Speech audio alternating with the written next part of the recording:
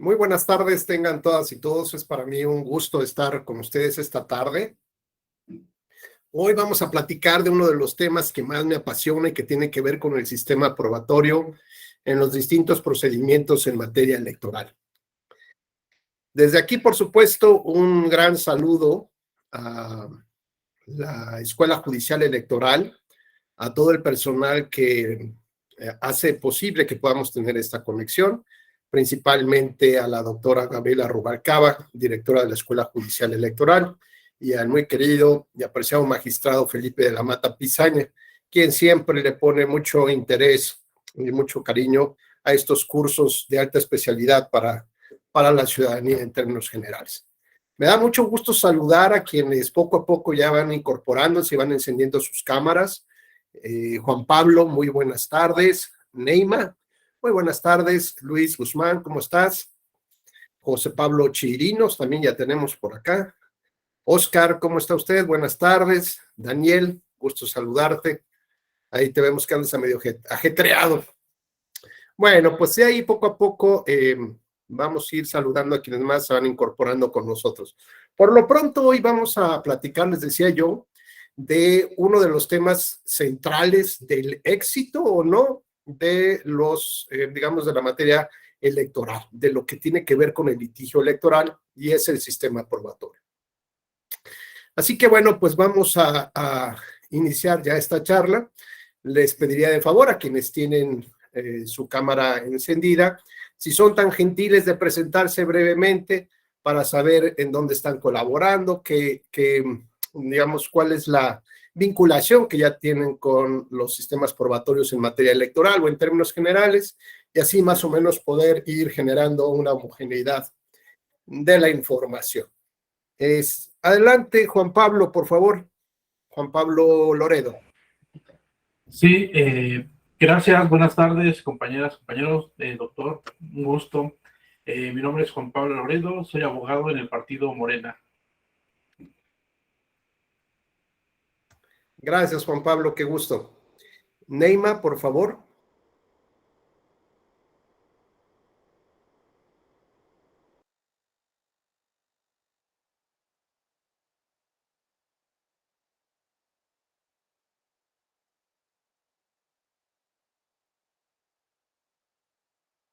José Pablo Chirinos, por favor. Hola, buenas tardes a todos, mucho gusto, me llamo José Pablo Chirinos Benítez. Bueno, yo me dedico más al litigio en materia electoral, entonces no hablo de ningún partido, estoy de ningún partido político en particular. Ok, muy bien. Adelante, vamos a ver, Luis Guzmán, por favor. Gracias, José Pablo. Hola, doctor. Muy buenas tardes a todas y todos. Yo soy Luis Alberto Guzmán. Igual que el compañero anterior, actualmente yo me dedico al litigio electoral, entonces, pues, somos neutrales en cuanto a partidos. Muy bien, muy bien. Laura García.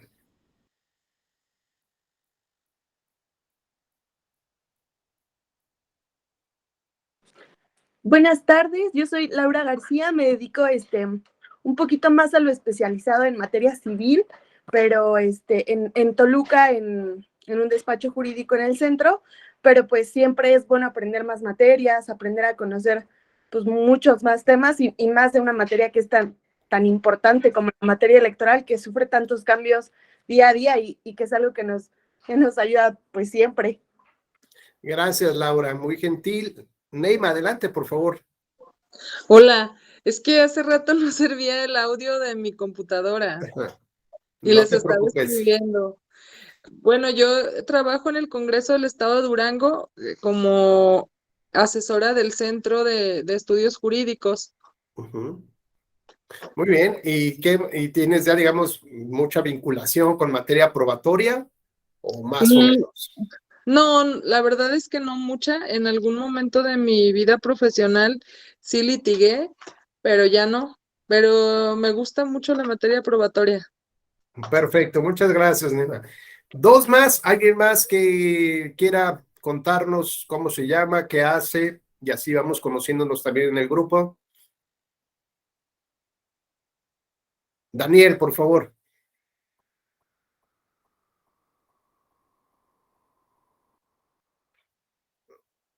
Daniel Zamudio, adelante. Buenas tardes a todos y a todas. Bueno, yo no soy abogado, yo estudié administración de empresas, pero estoy muy interesado en la materia electoral y por eso estoy tratando de conocer más de todos los temas en general. Y pues me apasiona el tema electoral, aunque realmente no estoy vinculado a alguna dependencia, solo es por conocimiento. Gracias, Daniel, muy gentil. Uno más, ¿quién más se anima? Carla, por favor, Carla Denise. Hola, doctor. Buenas tardes a usted y a mis compañeros. Bueno, yo soy Carla Denise Martínez. Actualmente estoy trabajando en el órgano interno del control del Tribunal Electoral del Estado de Michoacán, pero en materia electoral ya llevo desde el 2010. He estado tanto en OPLE, en consejos distritales y también en la parte jurisdiccional. Entonces, estoy un poco más familiarizada, pero también aquí con ganas de aprender y estoy a sus órdenes cualquier cosa que necesiten. Gracias, Carla, muy gentil. Bueno, pues iniciamos ahora sí nuestra charla, ya más o menos tenemos una pequeña idea de quiénes son nuestras compañeras y compañeros y podemos tratar de generar un conocimiento homogéneo, digamos, y a partir de ahí tratar de llevarlos a algunas reflexiones, ya sea para abogados especialistas o no tan especialistas, o para profesionistas que no son abogados y tal vez nos sorprendan ahí con una visión más fresca de lo que debiera de ser el derecho, ¿no, Daniel? Así que bueno, pues ahí vamos a estar muy pendientes de todas sus participaciones. Recuerden que esto es muy importante, la retroalimentación, porque de esa manera uno pues es como más activo, ¿no? Tenemos la posibilidad de participar, de conocernos, de presentar algunas inquietudes o algunas dudas y si hay oportunidad y el conocimiento, pues con todo gusto, si está dentro de mis posibilidades, ayudarlos a entender ese tema de que ustedes tienen aquella inquietud. Y por otro lado, pues así se nos va más rápido la tarde, ¿no? Eso es muy importante. Piensen que esto es una charla de café, una charla de amigos. Ojalá así podamos vernos todos. Muy bien. Bueno, pues vamos a empezar a generar una pequeña aproximación de contexto. ¿A esto qué voy? Bueno, pues tratar de entender de qué van los sistemas probatorios. Y cuando hablo de un sistema, pues hablo de un conjunto de actos, ¿no? Pero además de actos, hablo de que hay alguien detrás, ¿no? Con una mente maquiavélica, una mente que está pensando cómo debe funcionar el sistema, ¿no? Es decir, siempre hay una mano creadora, una mente creadora detrás de un sistema. Así que estos sistemas en materia probatoria tuvieron, digamos, una evolución de manera natural y lo vamos a platicar el por qué, para tratar de encontrarnos en este punto con el sistema más actualizado que tenemos en esta materia, ¿no? Que es un sistema que nos permite, además de darle un valor específico a cada prueba, pues también razonar acerca de ese valor que tiene cada prueba dependiendo de las circunstancias propias del caso. Entonces, por un lado está como que la matemática, digamos así, el peso específico que debe tener una prueba, y por otro lado está este concepto de razonabilidad del juez. Y esta razonabilidad le permite acercarse a ese peso, a ese valor que alguien más le dio o alejarse de él, ¿no? Pero siempre con una justificación y una razonabilidad donde el sentido común refinado nos da la posibilidad de entender cuáles son estas consideraciones que toma el juez para estos efectos, ¿no? Bueno, pues empecemos entonces un poco con el origen. Partamos desde el inicio. Y en el inicio, digamos, de las pequeñas comunidades humanas, ordinariamente siempre ha habido alguien que toma las decisiones por el grupo.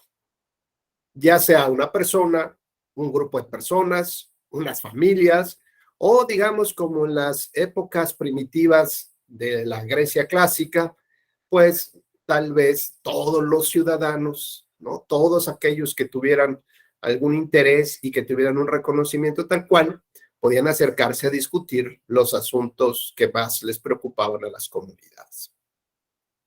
Y sobre todo, tomar las decisiones correspondientes. Sobre todo, pues en aquellas épocas, ¿cuáles eran las principales preocupaciones? Pues qué comer, dónde vivir, el clima, las invasiones y seguramente el día a día, ¿no? De que, pues mira, ya le echó el ojo fulano con fulana y merece tener un espacio, su propiedad, y a qué vamos a dedicarnos, ¿no? En el día a día, y una serie de cosas que ustedes se podrán imaginar que van generando una sana convivencia entre esas pequeñas comunidades. Pero cuando se presentan problemas, ¿no? Digamos, cuando todo está feliz, pues no pasa nada, pero cuando se presentan problemas entre las personas, necesariamente alguien tendría que empezar a resolverlas. Y ese alguien o ese algo se llamó la fuerza física, ¿no? La fuerza física era aquella que podía resolver los conflictos de inicio. Pero que déjame que te platique, Carla Denise, para ponerle emoción al asunto, junto con la fuerza física llegó la traición. Las traiciones, ¿no? El cuchillazo por la espalda, porque claro, tú no puedes tener la misma fuerza que aquel hombre de 2 metros y de este tamaño, un ropero, pero tienes la sagacidad, la mentalidad de cómo lograr que se doblegue ese gigante y ya sea con las presiones a su familia o puede ser, pues, no sé, algún tipo de veneno como la cicuta, no sé, algo puede ser. El asunto es que esto se empezó a salir de control. Imagínate, Carla, que tú entras en un conflicto con una de tus vecinas, ¿no? ¿Cómo terminan resolviendo el problema? Si es que no existe el diálogo o el diálogo puede existir. El problema es que cada quien asume la parte que le corresponde de los derechos que le corresponden, ¿no? Entonces es un pleito de nunca acabar. Esto es mío porque es mío y lo tuyo será tuyo, pero no es lo mío, ¿no? O algún tema así. Adelante, Carla. ¿Cómo crees que podamos como sociedad empezar a resolver estos conflictos? Ya sé, aguantazo y a duelo, y que los dioses decidan que el que sobreviva es el que tiene la razón. ¿O cómo ves? Ahora sí que es algo, tal vez, gracioso, ¿no? Lo que usted ahorita nos comenta, ¿no? Si no fuéramos gente pensante, pues yo creo que solucionaríamos los problemas a trancazos, ¿no? Desgraciadamente, seríamos como los gladiadores en Roma en aquel entonces, para solucionar conflictos. Ahora sí que luchas a muerte, ¿no? Pero al ser ahorita, actualmente, nosotros siendo gente pensante, como usted bien lo hizo referencia, ¿no? Qué mejor que un diálogo, el poder conocer ahora sí que las opiniones o las discordancias que hay. Pero en caso de que no se pueda el diálogo, actualmente contamos con autoridades en cualquier materia civil, penal, familiar, que son como los intermediarios para poder resolver esos conflictos, ¿no? Conforme a la norma que está establecida. Entonces, si no sé, un ejemplo, yo tengo el problema con la vecina y no nos ponemos de acuerdo, ok, vamos con el encargado del orden para que él pueda ser como el mediador y ver cómo se puede solucionar el problema sin afectar a ninguna de las dos partes. Es lo que se me ocurre.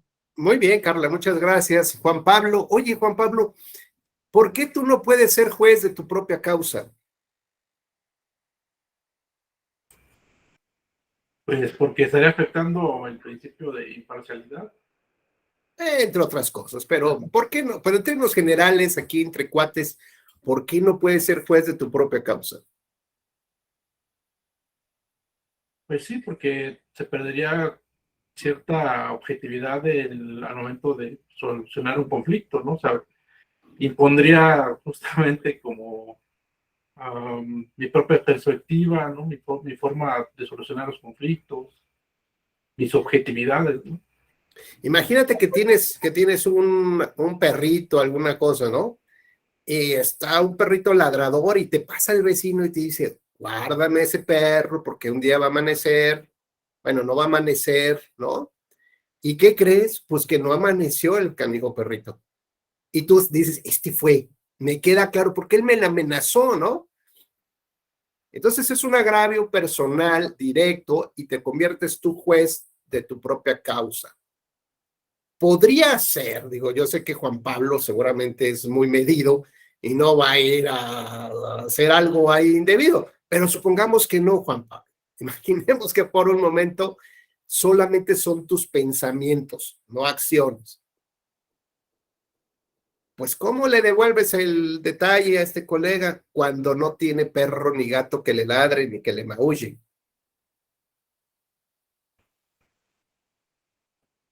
Pues probablemente acudiría a la ley del talión, ¿no? Probablemente haría justicia por propia mano, ¿no? Pero tú querías a tu perro como si fuera tu propio hijo, por decir algo. Hay gente que así los quiere. ¿Te quebrarías a uno de sus hijos? Imaginémonos no en el 2022, en cualquier época de la vida, Juan Pablo. No hablamos de ti, hablamos de cualquier persona. Sí, o sea, probablemente pretendería o buscaría equilibrar las cosas, ¿no?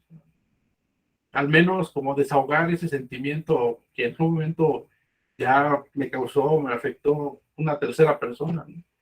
Y entonces dices, bueno, a ver, a mí me lastimaron con mi perrito. Voy y me quiebro a su caballo, que es un pura sangre. ¿Para qué ahora sí le duela, no? Porque, o sea, a ver, para que le duela al canijo. Y entonces el otro dice, ay, canijo Juan Pablo, ¿no? O sea, la inversión que yo acabo de hacer, o sea, nada tiene que ver con, no, el cachifucho ese que además yo ni lo maté ni nada. Y entonces él viene en venganza, ¿no? Y luego te ataca y tú lo atacas. Y así pasa por generación tras generación hasta que sus nietos, ¿no? Tu nieto y su nieta se conocen y se enamoran, ¿no? Algo así muy shakespeariano el asunto. Bueno, terminarán suicidados, quién sabe. El tema es central, es que cuando la fuerza es la que toma prioridad en la manera como resolvemos los conflictos, justo decía Juan Pablo, pues como la ley del talión, ojo por ojo, diente por diente y algunas otras frases o reglas que se han tratado de imponer dentro de la comunidad, más o menos para que el castigo, ¿no? Digamos, tenga no la misma reparación, pero sí el mismo sentimiento de dolor, ¿no? Como tal. Y entonces así alguien si perdía un hijo, pues reclamaba, ¿no? La muerte del hijo del otro, o por lo menos decía, yo me lo llevo. Y alguien se lo tenía que acordar, se lo que tenía que dar. El asunto es que cuando uno se convierte en juez de su propia causa, uno tiende a exagerar los efectos de la sanción.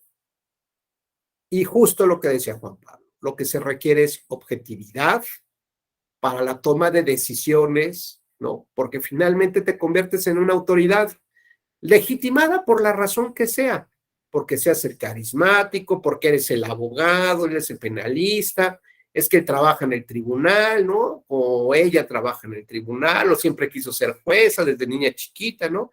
Jugábamos a los jueces y pues por alguna razón, ya sea por delegación o por propia legitimación democrática, las autoridades toman este tipo de decisiones. Y tratamos, o se trató en la comunidad, de eliminar la fuerza como, digamos, este tipo de fuerza particular para resolver los casos. Porque, insisto, cuando uno toma la fuerza o toma las decisiones de ser su propio juez, tiende a exagerar las cosas, ¿no? Si alguien se estaciona enfrente de tu cochera, no sé, Julio César, pero te dan ganas de puncharle las llantas, ¿no? Es decir, ¿por qué? Y además en el momento que yo necesito irme, ahí está, ahí está. Bueno, pues te da un montón de coraje, ¿no? O por ejemplo, aquellos amigos que viven en zonas con nieve, pues todas las mañanas en estas épocas, cuando hay nevadas, tienen que salir a limpiar la cochera de la nieve para poder sacar su vehículo y limpian un poco más de la acera, ¿no? Para que puedan estacionar su vehículo ahí enfrente de su casa. Y cuando van a guardar las palas o la máquina ya para que ya terminaron su trabajo de limpieza, el vecino sale de volada y se estaciona justo donde Daniel acaba de limpiar su casa de la nieve. Daniel, ¿cómo te sentirías al respecto?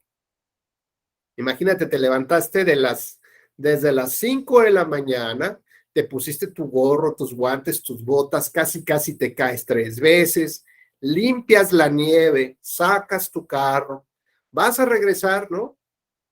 Regresas a dejar tus cosas y cuando ya te quieres estacionar en la zona que tú limpiaste después de 2 horas, llega el vecino y se estaciona. ¿Qué le dices al respecto? Pues estaría molesto ¿Y por le qué? reclamo. ¿Por qué va a estar molesto? Porque yo limpié y me levanté a lo mejor más temprano, hice un espacio para poder hacer esa actividad y lo vería como algo pues abusivo y no pensando obviamente en su vecino. Sí, sí estaría muy molesto, obviamente. ¿Y en una de esas le rompes el parabrisas o no? Igual te Sí, de una agarra ahí vez, en tus para 5. que aprenda. No, para que aprenda que aquí no se mete. Me parece muy bien. Ahora imagínate, Daniel, que vienes, no sé en dónde vivas, pero imagínate que vienes a la Ciudad de México. Aquí hay de ese tipo de personas, ¿no? Y entonces te quieres estacionar, pero ya no hay lugares. Y no traes monedas ni para el estacionamiento, ni para estas maquinitas ahí que te dan permiso para estacionarte. Y encuentras un cuate que tiene una cubeta, ¿no? Hay unas sillas ahí en la acera, en la banqueta, y le dices, oye, muévete, ¿no? Porque me voy a estacionar ahí. Y te dice, ¿cómo no? Te cuesta 50 pesos. Y tú, oye, colega, pero ¿cómo? Si este es el arroyo vial, esto es público. Si es mala onda, ¿no? Que aparten con botes y todo esto. Aunque a lo mejor digan, oye, Daniel, no te pases, desde las 5 de la mañana yo salí con mis botes, aquí estoy congelándome. Y como tú dices que, pues que de quien la trabaja es su banqueta, ¿no? Es su calle. ¿Sería exactamente lo mismo o no? Pues siendo imparcial, sí, pero obviamente como uno no es, cuando se trata de un asunto personal, pues ve por su beneficio, aunque no tenga la razón. Y Exacto. Digamos que en este mismo caso, Daniel, por un lado, estaría muy molesto y por otro lado, pues también estaría muy molesto, ¿no? Como si él fuera el vecino, de que le dijera, pues oye, es que esto es banqueta pública es público. y cualquiera puede estacionarse, aunque tú la trabajes, pues gracias, compadre, qué detalle, más días de estos, te invito a un cafecito, ¿no? Si quieres.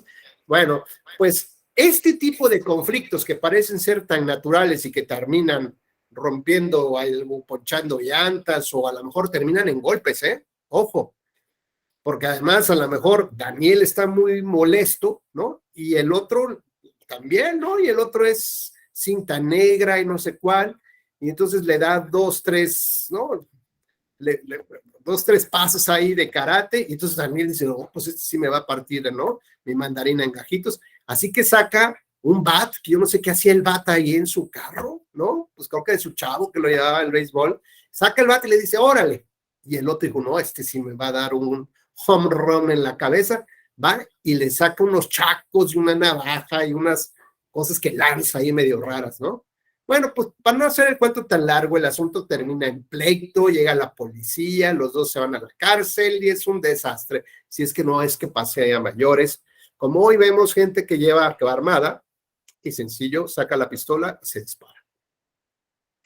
Bueno, cuando tenemos este tipo de conflictos, si no dejamos que la violencia rebase de los niveles naturales del conflicto, ojo, niveles naturales del conflicto, lo que necesitamos es que alguien más objetivo, ¿no? Fuera de esta pasión del conflicto, trate de tomar una decisión y resuelva el tema. Sea el experto en derecho o no lo sea. Ya dijimos que puede ser el viejo, la mujer, puede ser alguien que tenga habilidades para hablar, para comprender el futuro, aquel que lee las cartas, el café, las runas, ¿no? Aquel que tiene un WhatsApp directo con los dioses. Puede ser el que ustedes quieran, el que las personas le den legitimidad para tomar decisiones. Bueno, pues ya he instaurado un procedimiento tal cual, donde escuchas los argumentos de la parte que se siente ofendida, le das el espacio a la persona que está siendo atacada también o que de la cual se están quejando para que exprese sus razones y llega un momento probatorio, ¿no? Todos estos elementos deberán de ser llevados ante ese juez, que les vamos a decir, para que tome su decisión. Y esos elementos probatorios pueden ser elementos materiales o pueden ser elementos que están relacionados con una interpretación del derecho, ¿no? Como en el caso de Daniel. ¿Quién tiene el mejor derecho para ocupar la banqueta? ¿El que la trabaja o el que se la agandalla? Pues no lo sé. El asunto es que hay formas de expresar, digamos, las razones que justifican nuestro punto de vista. Y el juez, después de escuchar a ambas partes, toma la decisión, después de que le exhiben las pruebas, toma la decisión que corresponda. Y hay jueces que son muy sabios, como aquel que leemos en alguna ocasión que dijo, dividan al bebé en dos para que se quede una parte con una señora y otra, porque no sé quién tenga la razón, pues 50-50. Y ya saben, después ahí viene el speech, que dijo, no, mejor que se vaya con ella, porque yo no sé cuánto, y el juez, en un acto muy extraño de revocación de sus propios actos de autoridad, dijo, no, espérenme, no, vamos a darle ahora el bebé a la otra señora. Dijo, ¿por qué a la otra señora? Pues sí, porque una madre jamás quisiera ver que maten a su hijo y que le lastimen, ¿no? De acuerdo a las máximas de la experiencia. Entonces, es decir, ya venimos introduciendo elementos distintos que ayudan a resolver un conflicto. Los que aportan las partes, los razonamientos que aportan las partes y las máximas de experiencia, el bagaje cultural del juez que le orienta a tomar ciertas decisiones.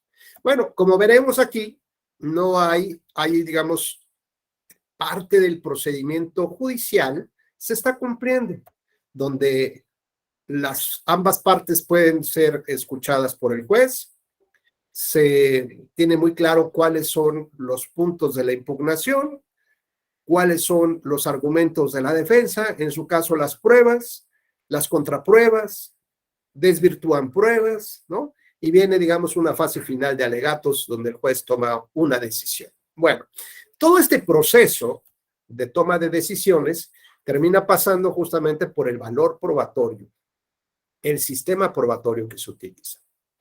¿Cuál es el primer sistema probatorio que, digamos, estas primeras comunidades utilizaron? Bueno, pues este sistema probatorio, si es que había sistema, ¿no? Porque tampoco era muy claro, más bien era un proceso de razonamiento mental y se tomaba una decisión, pero no había un razonamiento sobre las pruebas. Tal vez podía haber una argumentación en la decisión judicial, pero no una argumentación respecto de los hechos y de las pruebas. Así que bueno, pues este esquema de resolución de conflictos duró mucho tiempo y se le fue denominando un poco que era un sistema de libre apreciación de la prueba. Así que el resolutor tenía las atribuciones legales, ¿no?, otorgadas por el Estado para darle el valor probatorio que él estimaba correspondiente, que cada prueba correspondía, ¿no? Así que bueno, pues estas formas de resolver tuvieron sus verdaderos problemas, tal vez en algunas comunidades donde estas personas realmente estaban muy legitimadas por la población, pues se aceptaba pues el resultado final, ¿no? Con estas interpretaciones, a lo mejor de dividan al bebé en dos, ¿no? Y luego revoco mi decisión. Bueno, pues tenía fama de sabio ese juez, ¿no? Hoy no sé si sea el sabio, pero bueno, por lo menos en esa época tenía fama de el sabio. Hay algunos autores que nos recuerdan la figura del famoso juez Hércules, es decir, donde los jueces se convierten en un casi semidios. ¿Qué digo semidios? O sea, puede ser hermano de Thor, primo segundo de Loki, dios del trueno, ¿no? Y te colocas por encima digamos, por encima de toda la sociedad, de toda la comunidad, porque este juez de virtudes tiene la posibilidad de ver mucho más allá, es decir, tiene la posibilidad de ver casi el futuro, por dónde debe dirigirse esa comunidad para que tenga una mejor posibilidad de vida, atendiendo a qué cosas, pues ciertos valores, ciertos principios, ciertas morales comunes, y que por lo pronto no todas las personas tienen esa sensibilidad para detectarlas. ¿Por qué? Porque las personas estamos ocupadas en sobrevivir el día a día, ¿no? Y bueno, pues hay otras personas que tienen esta capacidad de mirar hacia el horizonte, por encima de los árboles, ¿no? Ver todo el panorama, ver todo el paisaje y más allá, y a partir de ello establecer cuáles son sus líneas, sus grandes directrices para poder llegar a esos puntos. ¿Cómo ves este tema, Luis?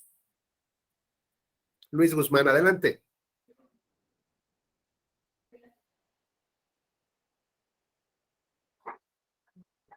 Luis Guzmán. Creo que ya lo perdimos.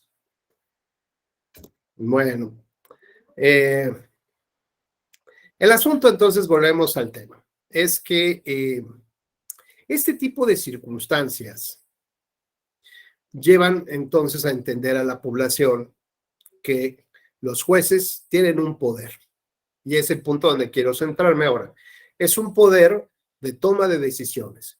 El juez puede transformar la vida de las personas. El juez puede cambiar realidades.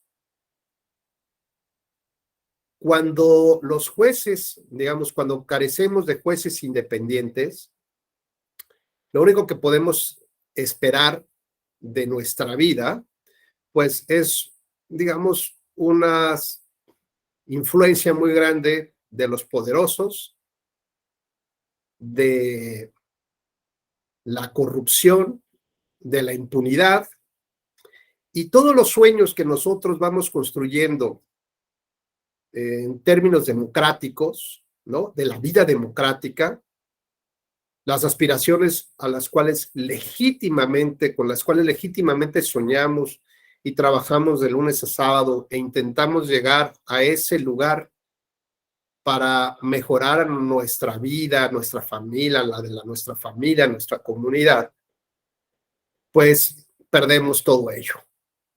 Por ejemplo, si alguien me dijera, oye, Rubén, ¿cuál es ese estilo de vida al que te gustaría llegar, por ejemplo, en un par de años? Yo les diría, no es algo mejor, es algo que siento que yo ya perdí y que me gustaría recuperar. Y sobre todo para mí, que hoy con estas barbas blancas soy papá de 3 niñas, 3 mujeres, y están en edad universitarias, prepa, ya saben, todo este rollo. Y a mí lo que me gustaría es que en unos años pudiera yo recuperar el estilo de vida que ya perdí, que es la tranquilidad de saber que mis hijas puedan regresar a casa sin ser asesinadas, sin que las violen en un restaurante o antro de moda, que si toman el transporte público o un transporte privado, pues tampoco las vayan a lastimar, y que se sientan con plena tranquilidad de que pueden estar en cualquier lugar de México y que pueden regresar a su casa tranquilamente, y que yo como papá pues tenga yo esa tranquilidad de que van a regresar a casa. Digo, un accidente puede pasar, ¿no? Pero que no vayan a ser violentadas. A mí me encantaría que ese sería el estilo de vida que yo quisiera recuperar, tener de nueva cuenta, sobre todo para ellas. Cada uno tendrá un estilo de vida determinado, ya sea en temas materiales, profesionales, familiares. Eso significa democracia. Democracia son los sueños de Dani, de Carla, de Juan Pablo, de José Pablo, de Julio, de Daniel, porque la verdad es que hay más cosas que nos unen que nos dividen. Y en este sentido, cuando logramos tener comunidad, cuando entendemos que tenemos hermanos, o que tenemos hijas, o que estamos estudiando, o que queremos tal cosa, o que no, pues hay muchas cosas que nos identifican. Por ejemplo, a quien le gusta el cine, podemos ir a varios. A quien les gustan las películas de terror en Halloween, pues yo me echo ahí un buen maratón de pelis. A quién les gusta bailar, quién se siente enamorado, quién le gusta cantar, y veremos que tenemos tantas cosas en común. Y cuando logramos definir esas cosas en común, podemos establecer entonces cuáles son las características del estilo de democracia que queremos tener. Así que bueno, cuando estas grandes líneas hacia donde nos debemos dirigir están sustentadas en otra serie de valores y de principios, como puede ser la libertad de expresión, la libertad de creencia religiosa, el libre desarrollo de la personalidad y todos los derechos humanos que ustedes tienen y que yo también, digamos que tenemos, que podemos materializar en esta época en nuestras vidas, pues están sustentados en, digamos, en piezas fundamentales. Y son 3 piezas fundamentales. Es como, normalmente pongo siempre el ejemplo del Jenga. Daniela, ¿tú has jugado Jenga? No, doctor. ¿No? Vamos a preguntar, ¿quién se ha jugado Jenga? Neymar. Neymar, ¿nos podrías decir a grandes rasgos de qué va el Jenga? De sacar pedacitos de madera e irlos Ay. colocando, pero cuidar que no se te caiga toda la torre. A ver, vamos por partes. Vamos por partes porque está muy enredada esa definición del juego. A ver, entonces primero, hay unas piezas que son como trozos de madera, ¿no? Sí. Bloques de madera, ok. ¿Y qué haces con esos bloques de madera? Los vas acomodando para construir una torre. Ah, ok. Construyes una torre, o sea, tiene niveles. Sí. Vas a construir una torre, ok. Y después, o sea, el juego consiste en que vas a ir sacando y sacando hasta... ¿Piezas? Las sacas, sí, o sea, una vez que ya las pusiste, las empiezas a sacar y la idea es que no se te venga abajo. ¿Y qué haces una vez que las sacas? Las vuelves a poner. Ah, las colocas en la parte de arriba. O sea, entonces la idea es seguir incrementando el nivel de pisos de la torre sin que colapse la torre. Sin que colapse la torre, exacto. Ok, muchas gracias, Neymar. Bueno, pues a grandes rasgos, efectivamente, así como dice Neymar. Daniel, ¿qué se necesita? ¿Qué tipo de características requiere un jugador del Jenga?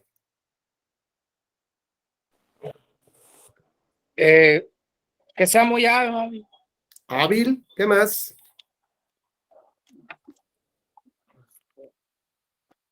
Tenga paciencia. Paciencia, ¿qué más? Habilidad. Buen pulso. Buen pulso, dice Neymar, muy bien. ¿Estrategia tendrá o no? Estrategia.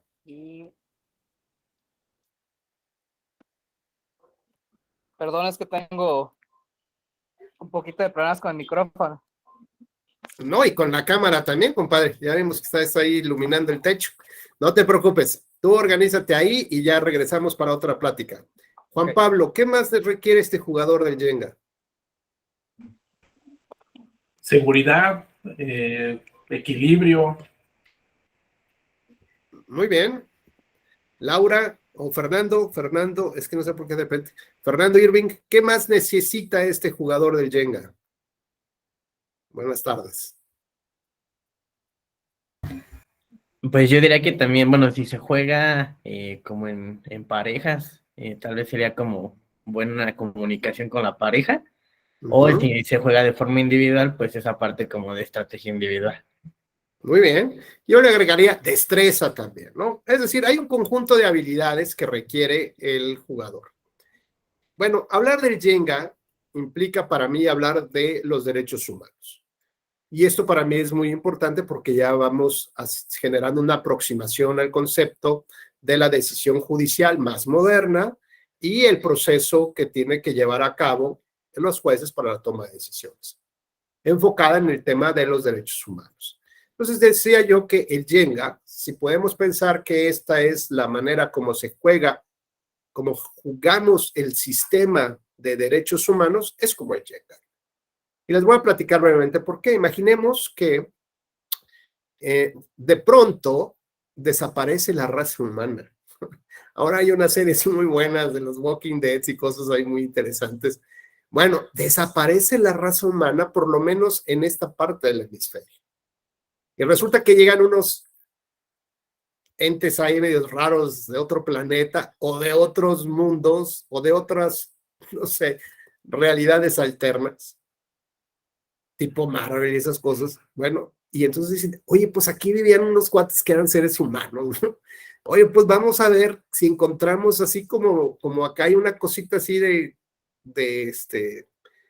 con un mosquito ahí petrificado y desde que se dicen que por ahí sacaron los dinosaurios, ¿no? Vamos a ver si encontramos dónde está el fosilizado, el ADN de estas personas o de estas cosas que vivieron aquí. Y encuentran algo, o si debieran de buscar algo, deberían buscar algo que se llama la Convención Americana de Derechos Humanos.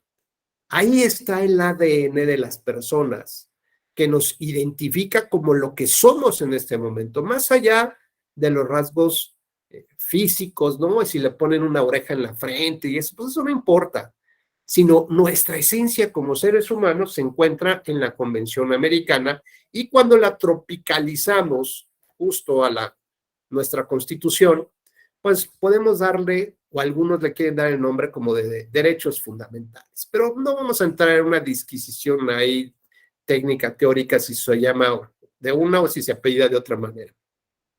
Lo importante es que la esencia está en la Convención Americana. La esencia también se encuentra en nuestra Constitución.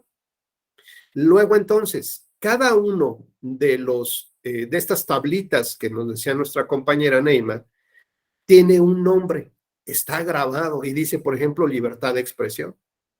Hay otro que dice libre desarrollo de la personalidad y así va teniendo más de 30 tablas, ¿no? Que han reconocido algunos documentos internacionales del número de derechos humanos que podemos identificar. Y claro que podemos ponerle más y menos y cambiarles de nombre si lo que quieren ustedes.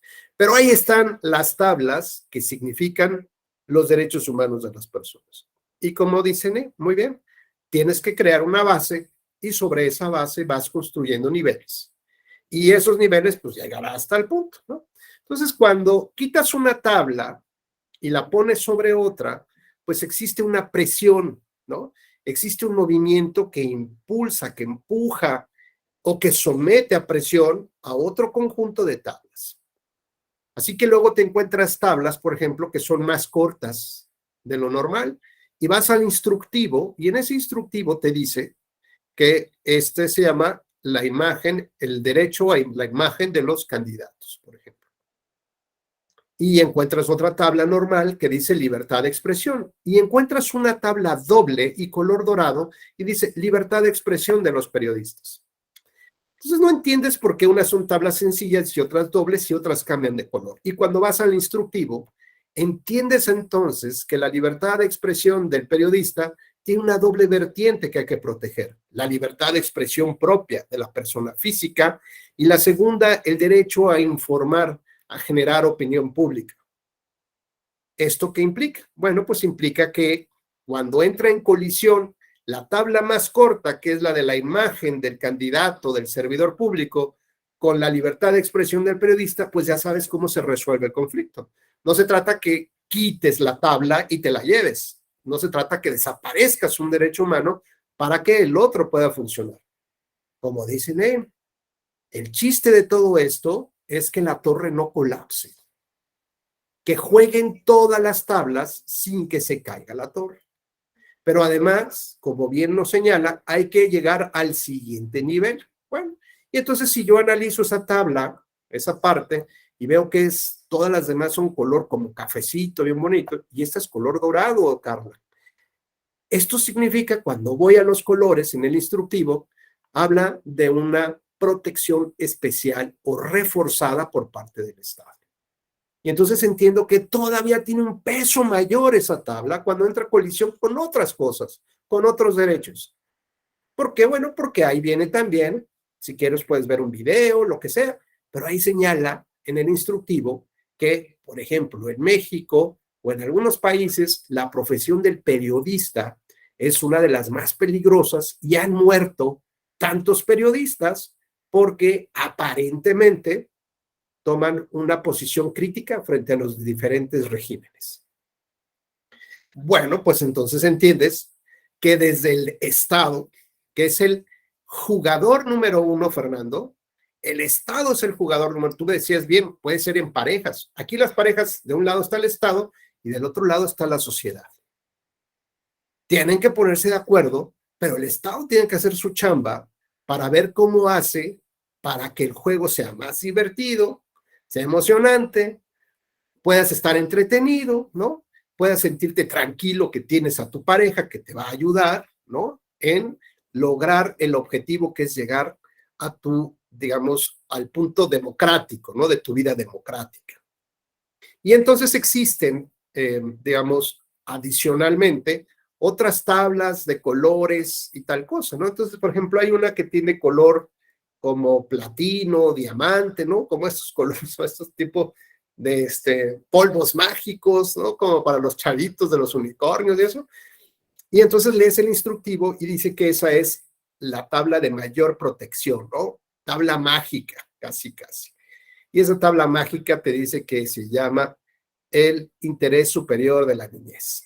Entonces, esa tabla prácticamente mata toda. Y hay otra que dice, las mujeres tienen el derecho a vivir una vida libre de violencia. Y esa casi mata toda también, ¿no? Bueno, no mata, pero en un caso de un conflicto, prevalece, digamos, esa sobre los demás. Y así encontramos a lo largo de distintas instrucciones o jurisprudencias o criterios de la Corte Interamericana de Derechos Humanos, la manera como se van resolviendo estos temas, pero siempre encontrando una justificación del por qué, ¿no? Es decir, la razonabilidad. Ahora, digamos, esta torre, nos recuerda a Neymar, tiene también un propósito. La idea es construir la torre más alta. Y eso nos recuerda que cada tabla la tienes que colocar en el nivel superior, sin que colapse la torre. Esto nos recuerda el artículo 1 constitucional, párrafo 1, última parte, donde nos dice que los derechos humanos deben interpretarse pro homine, debe maximizarse su interpretación y que no puede haber regresividad, sino todo tiene que ser progresivo, es decir, ni un pasito para atrás, ni siquiera para tomar más vuelo. Siempre vas para adelante. Esa parte del artículo 1 constitucional es subir al siguiente nivel. ¿Quién tiene la obligación de ver cuál es el siguiente nivel? Pues decía Fernando, la pareja, juegan en pareja, el Estado, que despierta justamente, ¿no? Su razón de ser de las mañanas después de tomar el cafecito de los servidores públicos es ¿cómo voy a mejorar a mi pareja? Y mi pareja es la comunidad, es la sociedad. ¿Cómo voy a fortalecer sus derechos humanos, maximizarlos, interpretarlos de tal manera? Y entonces, por ejemplo, podemos entender con este juego, con esta claridad, podemos entender un derecho humano que se llama a la inclusión real y efectiva. Entonces, por ejemplo, hablando de las elecciones, vamos a pensar, Luis Guzmán, ya te recuperamos, qué bueno. Ahí está Luis. Perfecto, Luis. ¿Sirve tu micrófono? Ahí estás. Gracias, buenas tardes, Luis. Oye, vamos a pensar en que veo que estás muy atento, en este juego de que hay que subir al siguiente nivel, que el gobierno o la autoridad tiene que ser el creativo para subir al siguiente nivel, ¿de acuerdo? Tú eres el gobierno, Luis. Tú eres la autoridad. Por lo tanto, tú eres el creativo, ¿de acuerdo? Imagínate que tienes una persona ciega que va a votar. Tiene una tabla que dice el derecho humano a la inclusión real y efectiva. De entrada, ¿qué significaría eso para ti? Que no esté molestando. Que vaya los miércoles de frutas y verduras, aquí no. ¿Qué incluye, qué implica ese tema? Inclusión real y efectiva. Pues sí, precisamente eso, ¿no? Que sí, independientemente de su condición, pues que tiene un derecho al voto y que puede ejercerlo sin importar su condición, que en este caso pues es de estar ciego, ¿no? Bueno, y entonces tú estableces una norma que dices, ¿cómo le va a hacer para votar este colega? Y tienes que legislar, porque tú eres la autoridad, tú eres el Estado. ¿Cómo va a ser para que pueda votar este amigo que está ciego? Bueno, yo creo que aquí se tendría que Que no valorar. vote. ¿Eh? No, al contrario, o sea, que sea acompañado de una persona que pueda decirle en qué parte está la Claro, persona o el candidato que él desea otorgarle el voto. O en su correcto. caso, que la boleta cuente con el lenguaje que él pueda distinguir cuál es la casilla correcta. Eso. Entonces, digamos, hay el hecho que como está la ley, como estaba la ley, que una persona la acompañe a votar, pues ahí está. Y pudo haber pasado muchos años y así está, ¿no? Sin embargo, el chiste del juego es, Luis, que tú seas creativo y le des el siguiente nivel. Entonces, tu siguiente nivel, dices, pues que pueda tener un lenguaje que esa persona entienda, ¿no? ¿Cuál sería esta subida de nivel? Significa que ya no va a ir acompañado de nadie, ya no le van a decir, mira, aquí está el candidato, ¿no? Y que tampoco le pongan cuernos ni se burlen de él y digan, sí, mira, el PRI, tal, vamos a votar por el verde, no sé. Él que nunca se va a enterar. ¿Cuál sería, de acuerdo a tú que eres creativo, cuál sería el siguiente nivel? Para que no sienta que tenga que ir con una persona que le ayude porque le recuerda que está ciego. Sí, pues ¿no? Así que incluir en la boleta un lenguaje en ¿Cuál? braille, podría ser en este caso, para que pues, él pueda distinguir cuál es el partido de su preferencia. Claro, y entonces el creativo utiliza un formato, ¿no? Digamos, una plantilla braille, y desde el momento que llega y la autoridad de la casilla advierte que es ciego, también le entrega su boleta y le da la plantilla braille, ¿no? Estamos. Eso es subir al siguiente nivel. Eso es tratar de incluirlo para que no sienta que hay una diferencia contigo y conmigo, ¿no? Bueno, imagínate que ya nada más le dirigieron a dónde tenía que ir y ya cruzó su voto y tal cosa. Ahora, imagínate que lo sale de la mampara y se tiene que dirigir a la urna, que es donde deposita el voto. ¿Cómo le hace? Porque hay elecciones de presidente, de gobernador, diputados, puras elecciones concurrentes, casilla única, y es un relajo. Si luego con nosotros nos ponen, ¿no? Nos ponen una urna anaranjada para diputados federales y tenemos la boleta anaranjada ahí, ¿no? Así como Plaza Sésamo, naranja, naranja, ¿no? Azul, azul, ¿sabes? Bueno, a veces se nos va también a nosotros. ¿Cómo le haríamos? Ahí nos dicen que urnas también con braille, puede ser, pero ¿se acuerdan cómo son las urnas? Son estas cajitas y tienen una ranura. ¿Cómo le haríamos para que esa persona no tenga que estar ahí tentando y tentando a ver a dónde tiene que entrar su boleta y pues no entra y luego tiene que doblarla en 3? ¿Cómo le haríamos para seguir al siguiente nivel? ¿Qué haríamos, creativos? O quien quiera participar, siéntanse con plena libertad. Dice Luis, capacitación inclusiva, me parece muy bien.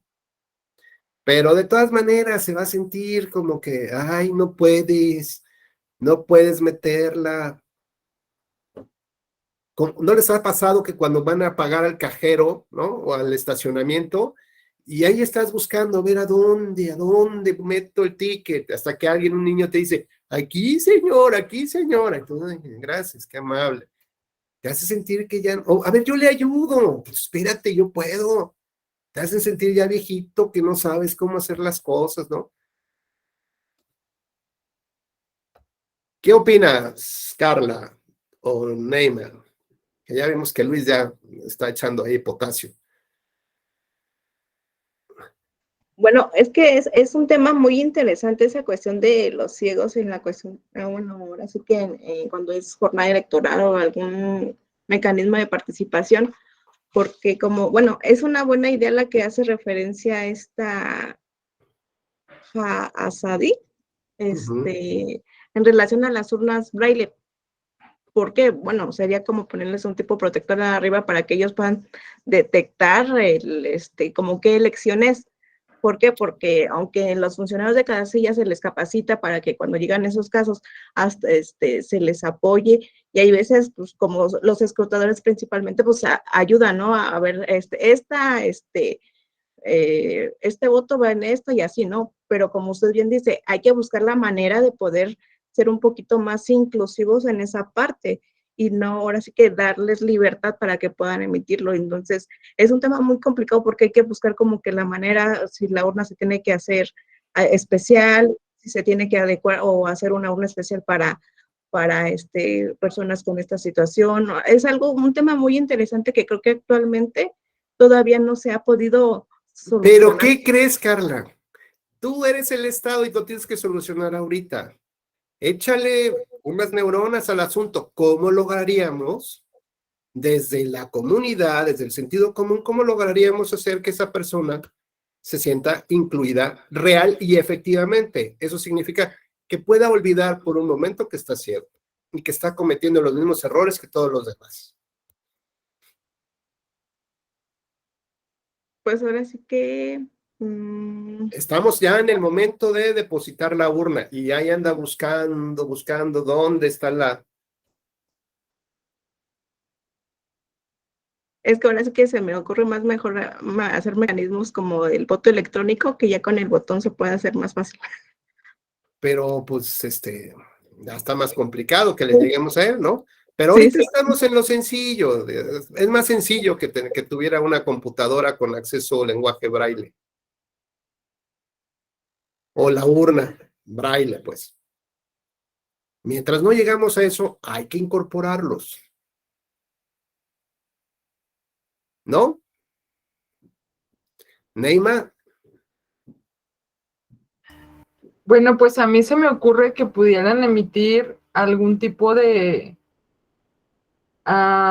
bueno, las personas invidentes cuando van caminando en la calle, pues les ponen como un caminito, o sea, un caminito donde ellos sigan hacia donde está la urna. Entonces pudiera ser que para esas Bien. personas... Ya llegamos a la urna, bien por ese caminito o eso, o un cordoncito y ahí vas, como quieras. Y ahora, ¿cómo introduce su boleta en la urna? Pues... ¿Le abrimos la ranura? Sí, sería abrir, bueno, sería que yo creo que no es cuestión de abrir tanto la ranura, sino a lo mejor la identificación en vez de colores, pues que se ponga en braille en las urnas, diputados, senadores, para que él toque y pueda leer que es la urna correcta. Estamos de acuerdo, ya está en la urna correcta. Ahora lo único que tiene es introducir su voto en la urna. Pues esto es muy fácil porque o sea, con el tacto lo puede introducir, nada más que sea la urna correcta. ¿Dónde está? No, a ver, ponga su mano, señor, aquí es. No, o sea, pues, o sea, a lo mejor sí una ranura de frente, no hay, o sea, unas ranuritas, no sé. En España les hacen un kit, ¿por qué no les mandamos un kit como en España? No sé. En España hay un kit para personas invidentes y les mandan el sobre y todo y ellos depositan ahí sus votos. Bueno, pues esa es otra cosa, pero y si no quiero, yo quiero ir a la urna porque quiero sentirme como tú, como él. Pues a mí sí me Eso es ocurre la eso. inclusión. Bueno, Quizás. A ver, escuchamos, nada más que no sé, porque dice Asadi.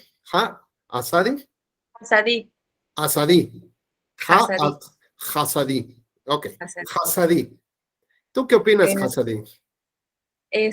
Bueno, como decía la compañera, sería como que primero que nada somos abogados, como se dice, somos en este supuesto legisladores, pero creo que sí hay que tomar en cuenta que no somos expertos en esto y se tendría que pedir apoyo a personas que están completamente entregadas a mejorar esos espacios pero pues nosotros es solamente pues pensar ahora en un ejercicio, ¿no? Como dijo la compañera, sería poner el caminito, poner las urnas en braille y tal vez poner un relieve de cómo se pueda entrar para que ellos puedan sentirlo. Pero fuera de eso, la verdad es que no se me ocurre nada. Okay. ¿Qué se puede hacer? pues no me dedico a eso. No importa, Hassadi. A ver, vamos a escuchar a José Pablo, a lo mejor él tenga aquí la solución.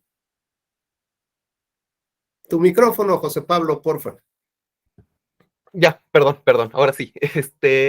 A mí lo que se me ocurre es, bueno, como decimos, ya estamos en el punto de que ya esta persona ya está frente a las urnas, ¿no? Primero para que identifique sí este relieve en braille, para que pueda decir, esta urna pertenece a tal elección, ¿no? De tal cargo. A mí, pues yo creo que sería irse por lo más simple de todo, porque hay algunas cosas que sí hay, son formas complejas de resolver, otras no, y creo que esto haciéndolo simple, haciendo la ranura un poco más grande inclusive, con eso puede ser suficiente para que la persona pueda hacerlo. Digo, entiendo que si nos manejamos inclusive con el tacto podemos detectar en dónde está. El tema es que uno incluso viendo, ahí anda intentando meter la boleta y luego no le atina, o la tienes que hacer muy finita el doblez y no doblarla tanto tampoco para que pueda entrar. Entonces a lo mejor simplemente haciendo la abertura más grande, aún así podemos hacer que la persona no necesite en sí de alguien más y que se considere autosuficiente y por tanto, digamos, como digna, por así decirlo, para poder emitir el voto, que se sienta satisfecha al haberlo logrado por su propia cuenta, y al mismo tiempo no estamos interfiriendo con ningún principio de secrecía del voto, ningún principio ya sea del voto o del proceso electoral o del derecho como tal en sí, ¿no? Es lo que a mí se me ocurre yéndome a lo sencillo. Claro, muy bien, Juan José Pablo. Hay, por ejemplo, quien dice que podría ser una especie de embudo, no lo sé cómo sería, pero que sería como se lo ponen, más fácil de meter y en automático baja. La verdad es que la solución, Neima, Hassadi, Carla, no importa. Como bien dicen, no somos expertos, hay que acudir. Lo que importa desde el Estado es estar preocupado en eso, ¿sí me explico? Es no decir, pues a ver cómo lo resuelven y ya. No. El derecho humano a la debida inclusión efectiva y real implica que todas las mañanas me voy a despertar como Estado por ver cómo voy a resolver esos problemas.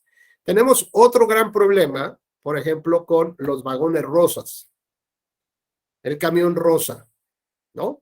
¿Qué busca ese camión rosa? Bueno, pues busca darle cierta seguridad a las mujeres, ¿estamos? ¿No? Digamos que hay alguien que pensó, ¿no? Subir al siguiente nivel para darle seguridad a las mujeres. Y resulta que ponen un par de camiones, mismo número de camiones rosa y mismo número de camiones azules, otro color, ¿no?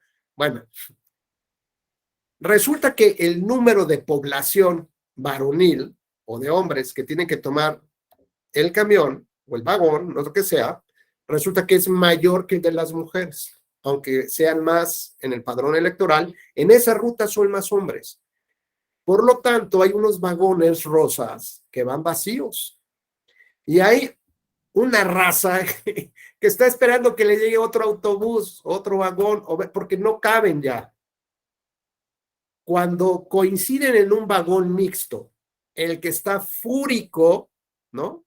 Porque además, ¿por qué le están dando un espacio que no se merecen ellas? Y entonces cuando se sienta, él dice, yo me vale, ¿no? Y llega la señora embarazada y tradicionalmente le cedía ese lugar.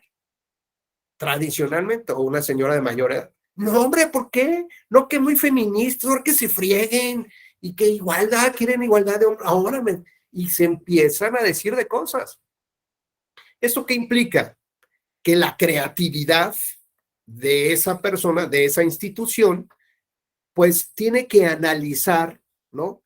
De manera permanente los resultados que van teniendo este tipo de acciones, que se pueden considerar después como acciones afirmativas, que sean de carácter transitorio y que tengan una medición real y efectiva para saber si está cumpliendo con el fin legítimo que estás buscando.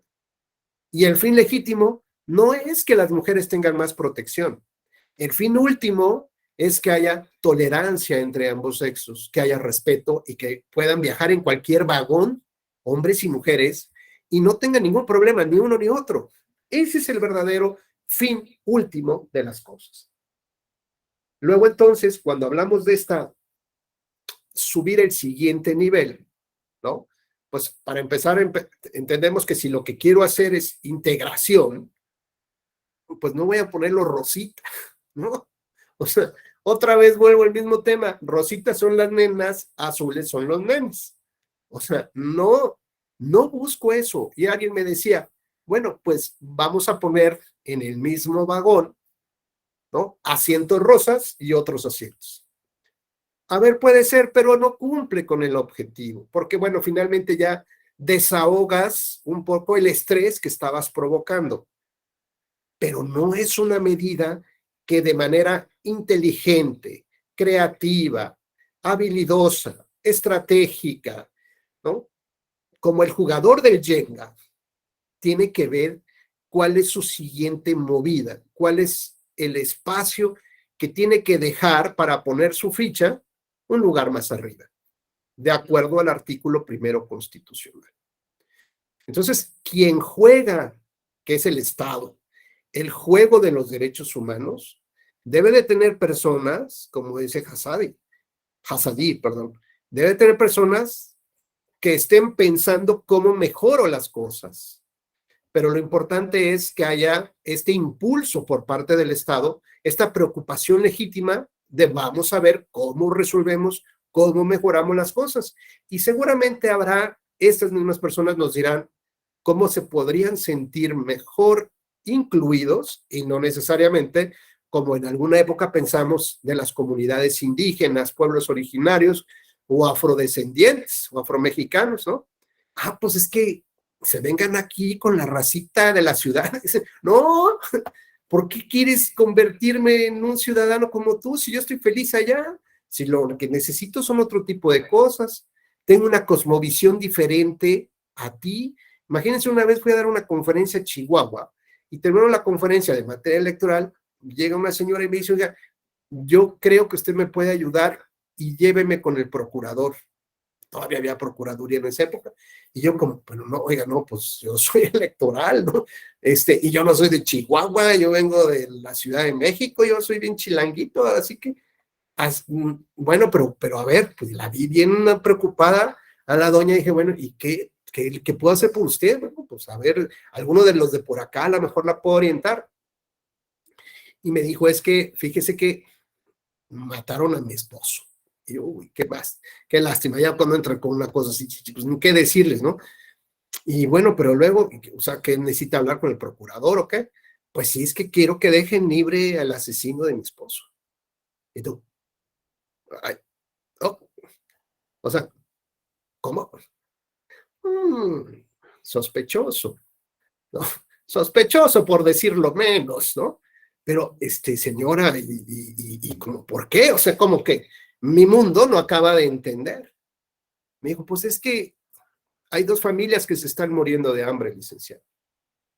Porque en mi pueblo, quien comete un delito como la muerte, el asesinato, tiene que hacerse cargo de la alimentación de la otra familia. Y de nada nos sirve, o sea, mi esposo ya se murió, ya lo mataron, ok.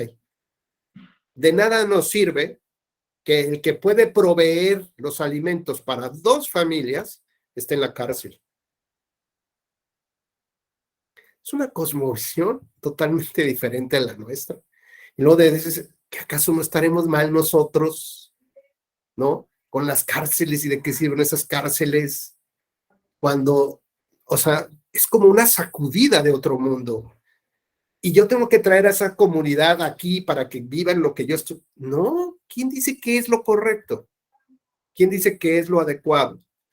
No, bueno, así que como bien decían por ahí, pues hay que preguntarles primero a ellos cómo pueden sentirse más incluidos en la toma de decisiones con unas, digamos, con un derecho fundamental a la debida inclusión real y efectiva. Pero real y efectiva es real y efectiva.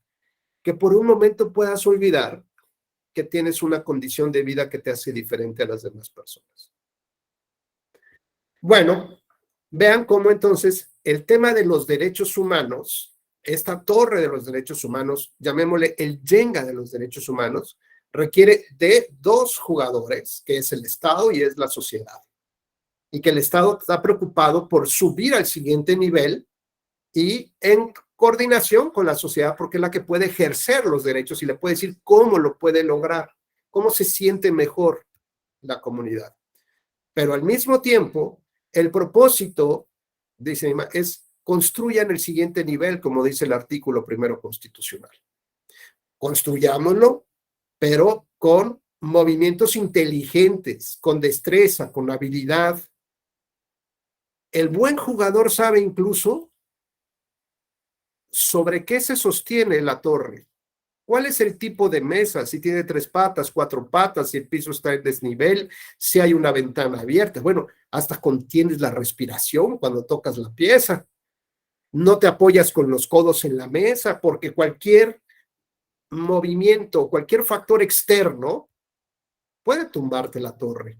Una guerra, una crisis, la salud, la pandemia, un problema, una tormenta, un huracán, puede destruir una torre que está frágil. Y vamos a llegar a este punto que es la base. Y desde ahí ya despegamos en nuestra charla. La base son 3, normalmente, bueno, cada nivel tiene 3 o 4 piezas. Aquí es una torre de 3 piezas y la base tiene 3 piezas. Si movemos piezas de la base, pues lo más seguro es que la torre se haga así, ¿no? Así como en un terremoto. Y vamos a poner el ejemplo, no sé por qué ya nada más veo pocos aquí con la cámara, pero bueno.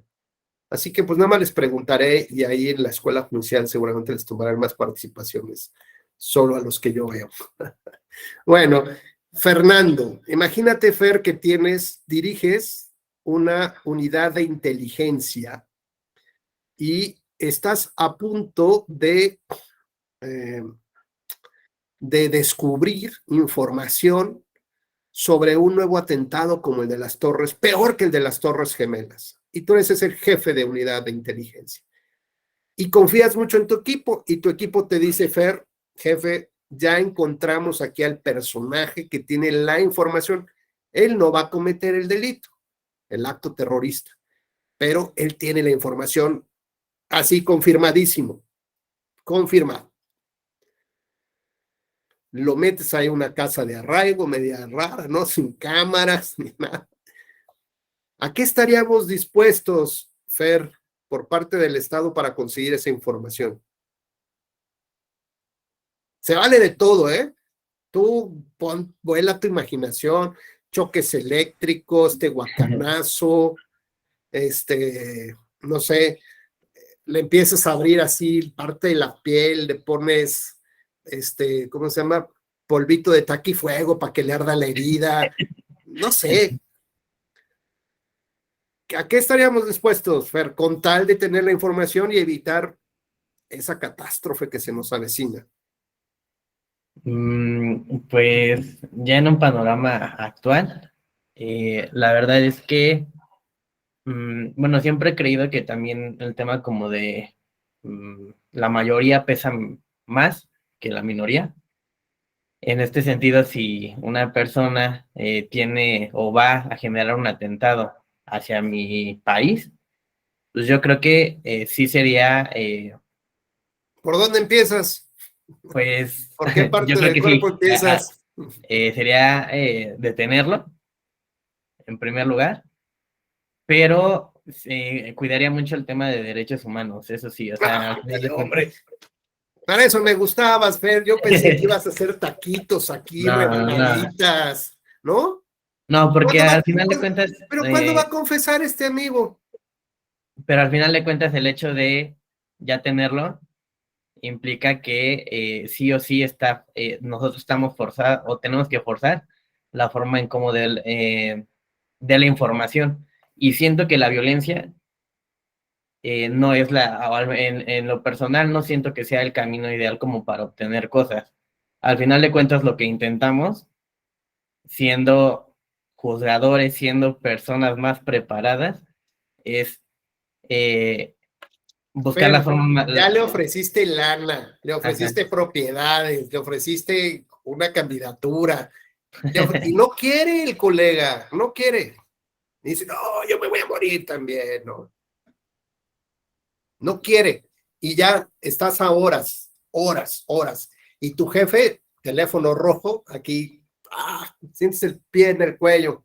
Fernando, haz lo que necesites hacer porque tenemos que salvar al país. Híjole. Complicado. Complicado. Está bueno, Fer. Está bien, se vale. Ya nos dimos cuenta que ya valimos ahí con tu alta dirección, ¿no? Está bien, se vale. Hassadí. Sí.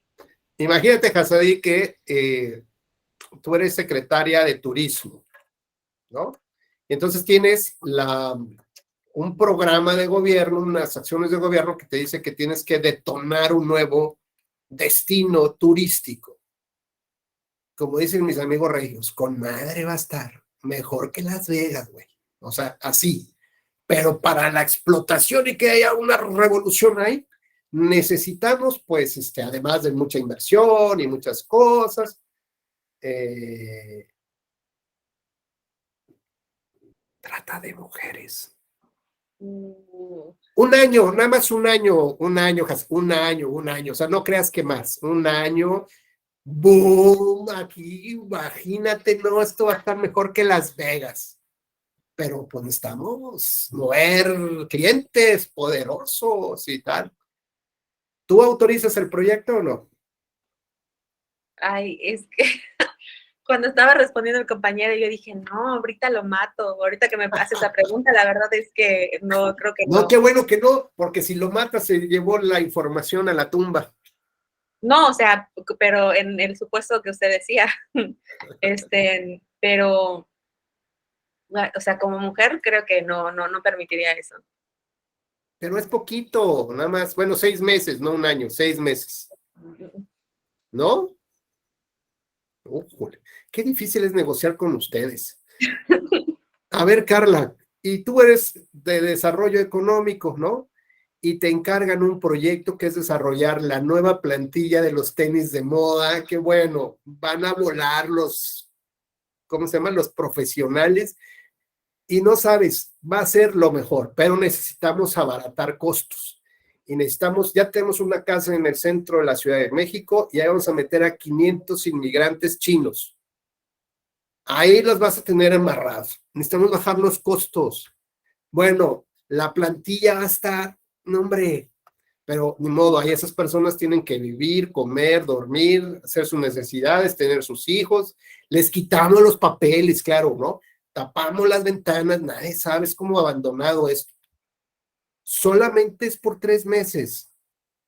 O sea, eso que te digan que esclavitud moderna, eso pasa en todo el mundo, porque aquí no.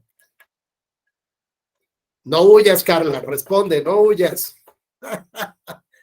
A ver, ¿tú qué opinas? No te escuchamos, vamos, te damos tiempo que llegues con el paquete. Se me hace que son los tenis, con la plantilla, vas a ver. Sí, ya, ahora sí que ya llegó, ¿verdad? Para bajar los costos, nos fuimos a lo más barato. Es que, bueno, escuchando a los compañeros, en ocasiones actualmente vemos mucho la cuestión de los derechos humanos, ¿no? Y yo como secretaria de Economía, y para minorar los costos, realmente no vería necesario estar o esclavizar a gente para minorarlo, buscar otras alternativas, ¿no? Ay, de verdad es que ustedes qué difíciles son. Es que en ocasiones, desgraciadamente, vemos como el beneficio particular en vez del colectivo. Así en los 3 casos que nos ha planteado, en el de Irving, bueno, he escuchado una frase, no es mejor dañar a que sufra uno a que sufra toda una nación, ¿no? Pero no es cierto, él prefirió justo al revés, prefirió salvar a una persona que a una nación. Sí, ahora sí cada quien tiene su punto de vista y su perspectiva. Entonces, aquí en el caso que usted me plantea a mí, ¿no? Causar así, hay gente ahí para minorar costos, ¿por qué no buscar otras alternativas que permitan que no se genere tanto, ahora sí que, ¿para qué contratas gente o traes gente en condiciones infrahumanas si puedes? Es que firmamos algo raro con Estados Unidos y nos los regresaron y ahora hay que que les den trabajo y pues ahí bien guardaditos. No, ahora sí que eso sí está complicado. Bueno, yo con ustedes yo ya me voy, con ustedes no se puede negociar nada. Denme un segundo, voy a prender la luz porque ya no se ve. Un segundito.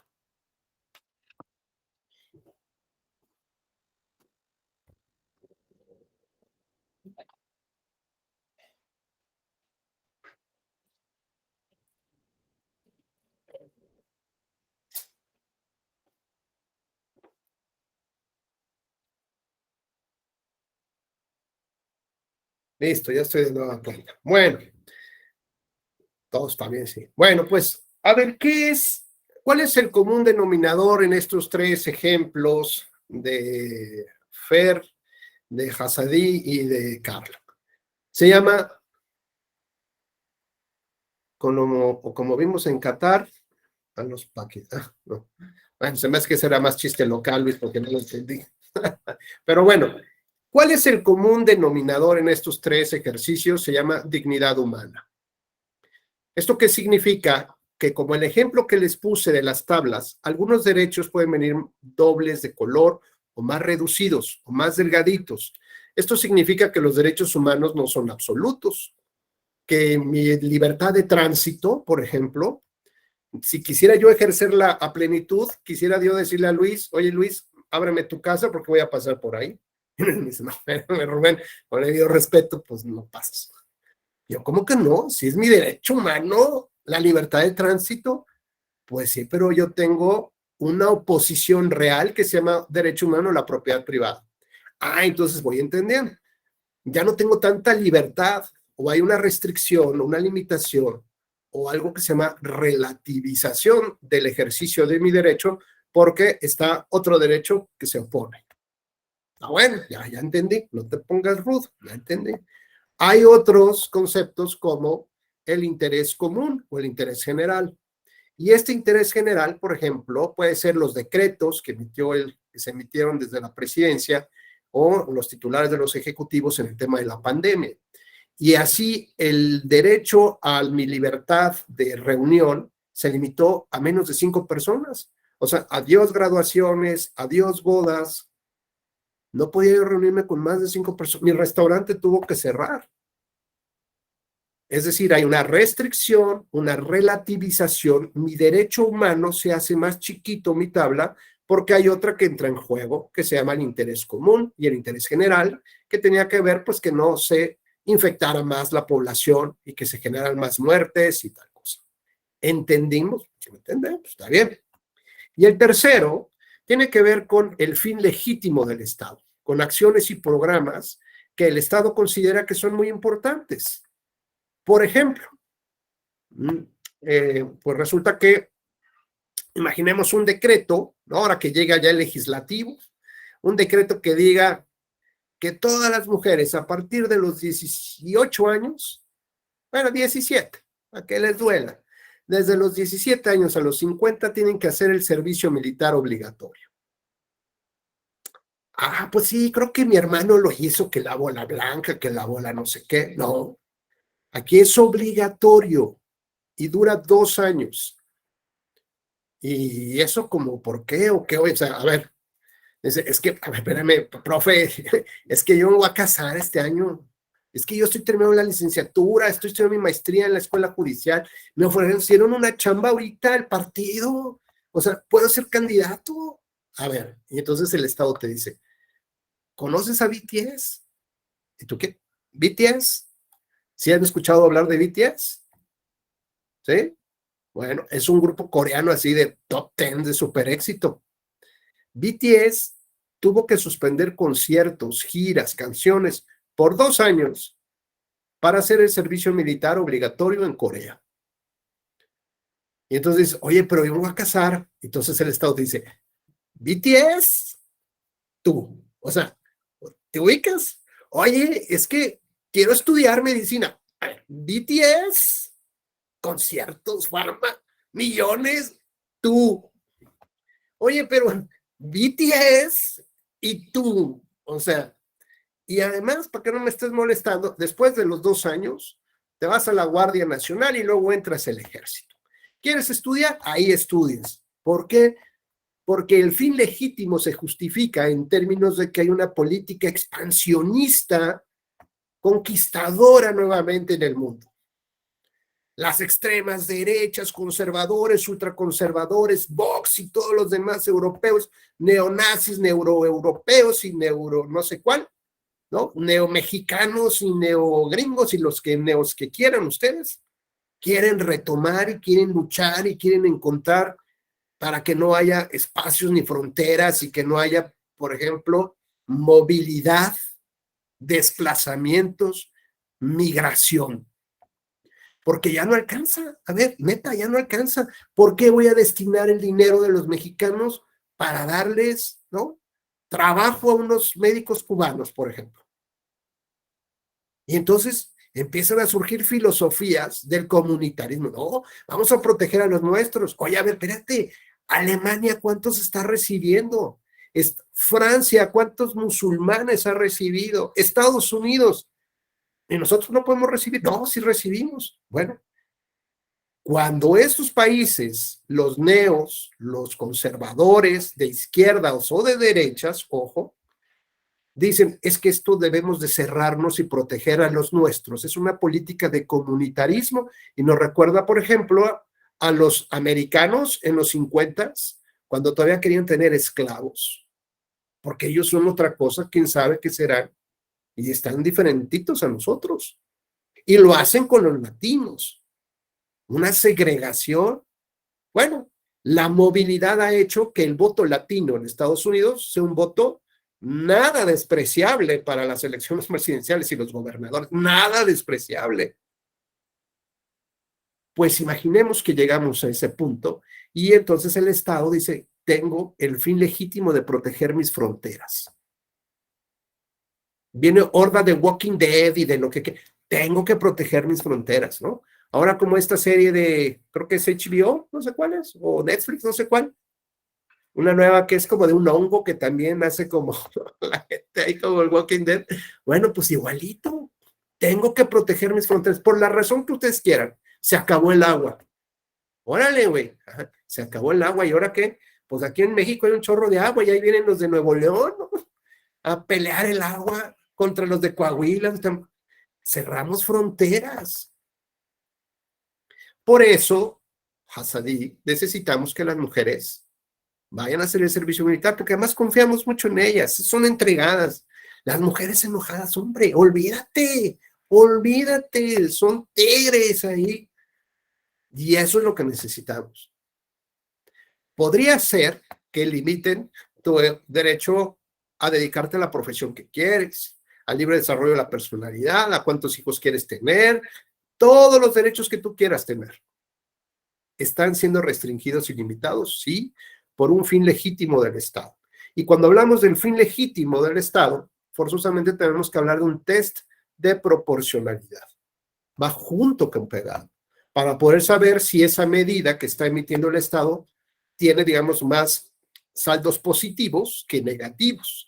Si tiene más negativos, pues significa que no es una medida constitucional y se puede plantear con posibilidades de éxito ante un tribunal constitucional.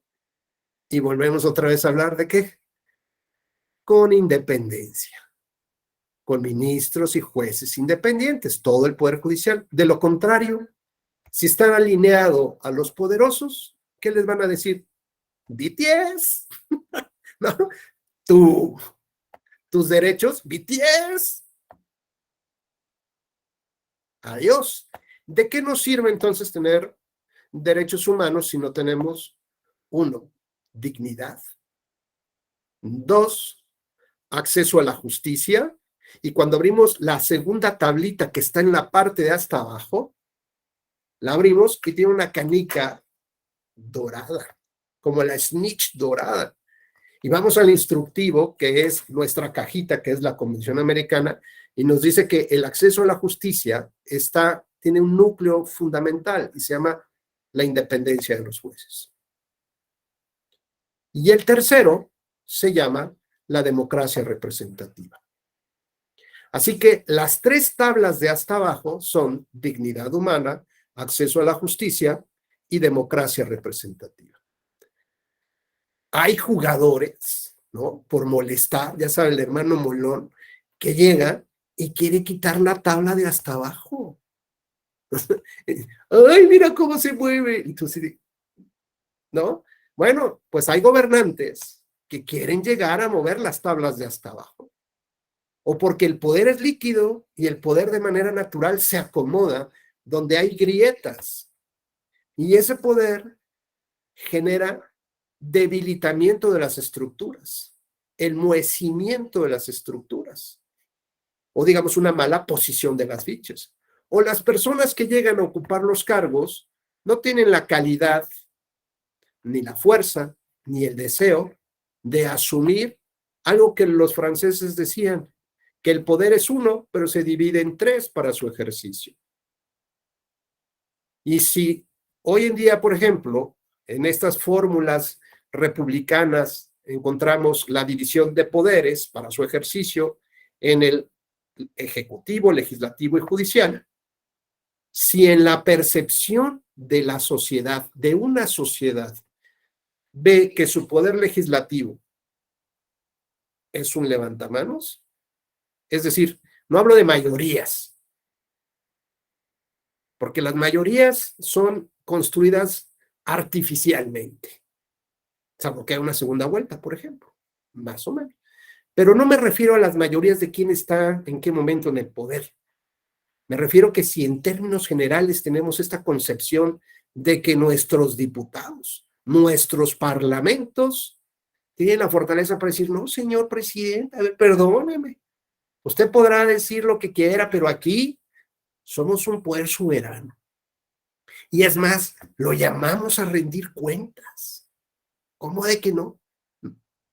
O, por ejemplo, si tenemos un poder judicial, desde jueces, el sistema de justicia, hasta los ministros de las más altas cortes, donde algunas investigaciones internacionales ha detectado, por ejemplo, caso México, el World Justice Project, por ejemplo, 2022, de 80 países a los cuales se ha preguntado a la población cuál es la percepción que se tiene sobre el sistema de justicia, ya sea el civil, penal, familiar, en términos generales. Y el sistema de justicia parte, pues, desde el abogado que hace la sentencia, ¿no? El oficial que recibe la demanda, el que diseña institucionalmente los procedimientos, el que investiga los delitos, el juez, ¿no?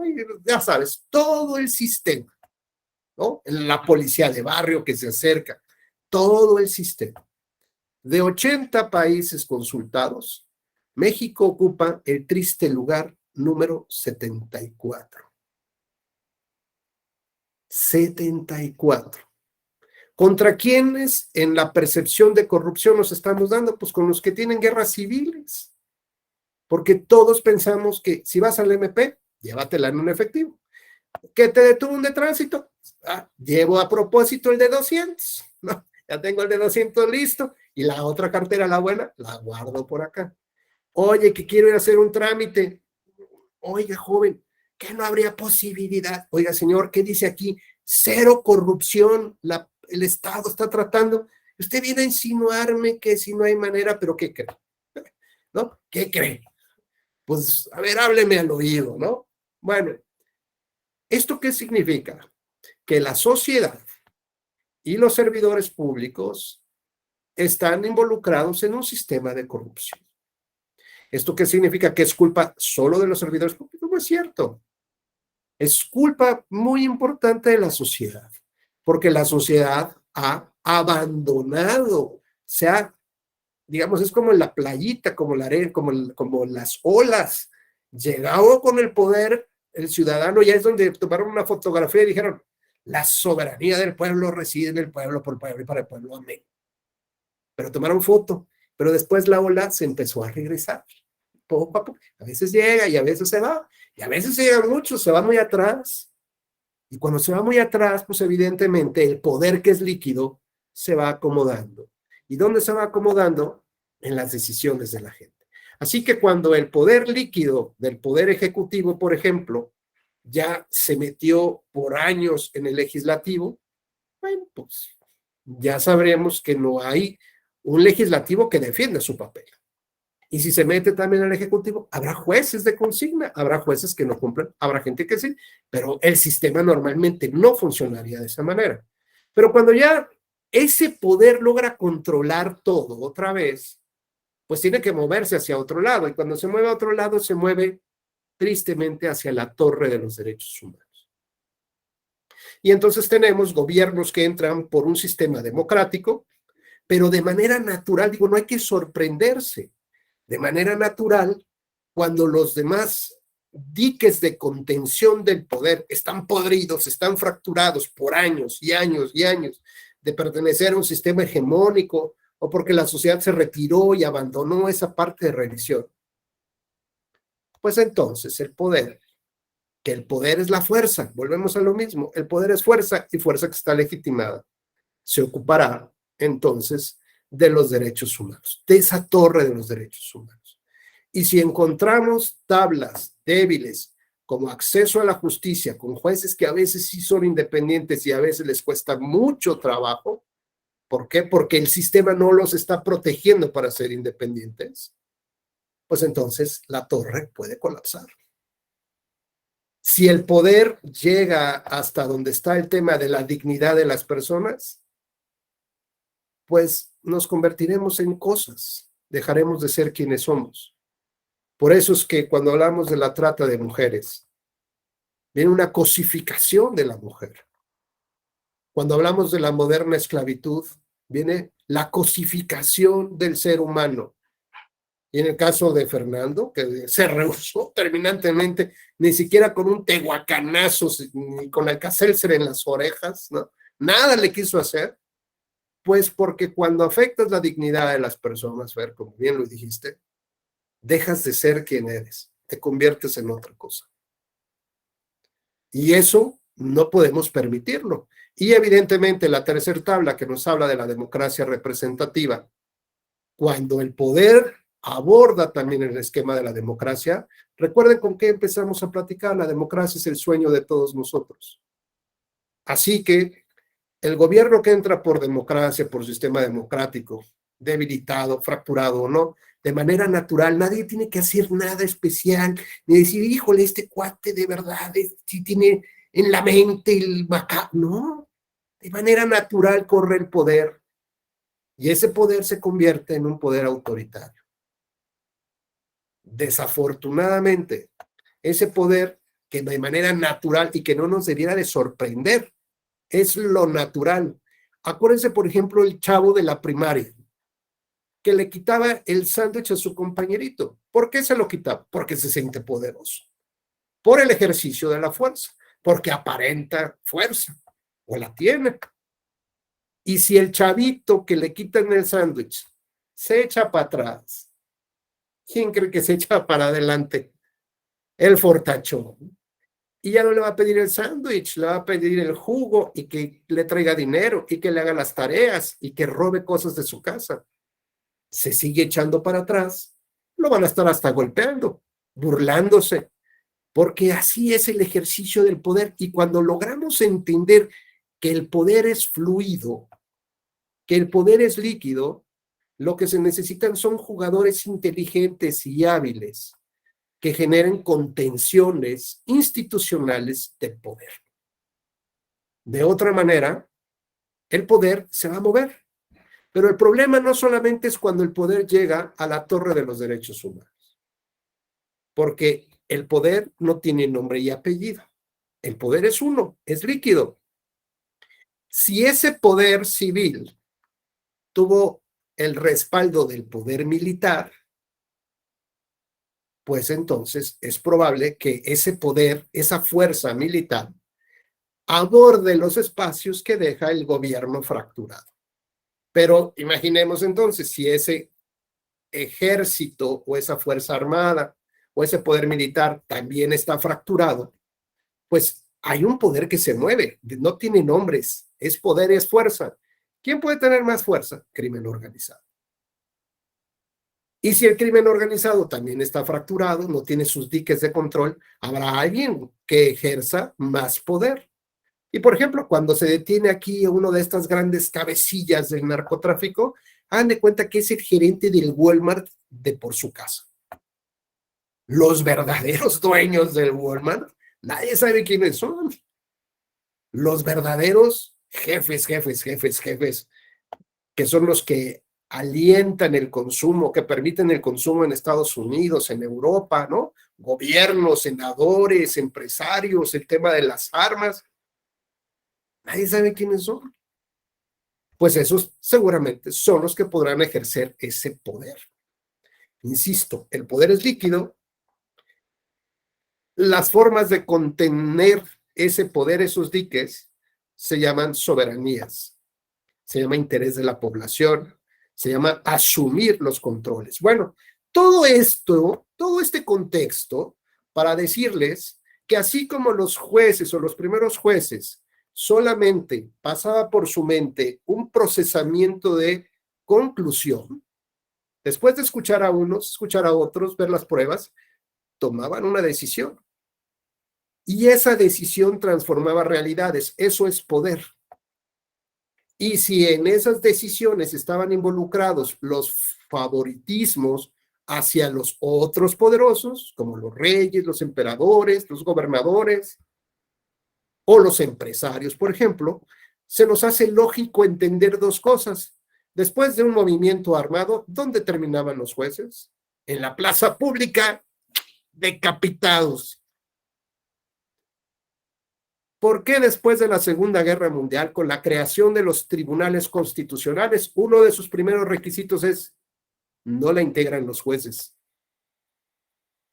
Porque vimos en la Alemania nazi la maximización, la perfección, ¿no?, del sistema legislativo y judicial, pues, en favor del interés legítimo del Estado, ¿no? Así como eras en este ejemplo que pongo de las mujeres tienen que hacer servicio militar obligatorio, el interés legítimo del Estado es crear al Estado y protegerlo de todos. Veníamos de la Primera Guerra Mundial, la Alemania estaba destrozada, no había a lo que te podías dedicar. O sea, si querías ser músico, no, espérate, necesito que vayas a trabajar de panadero, de obrero, vete a poner los rieles del tren. Oye, es que voy a estudiar. No, espérate, desde niña, ponte a trabajar, vete al mercado. No había bancos, no había institución escolar de salud, no había nada. Eran cenizas, era destrucción total. Así que el fin legítimo del Estado, de manera natural, es reconstruye el Estado.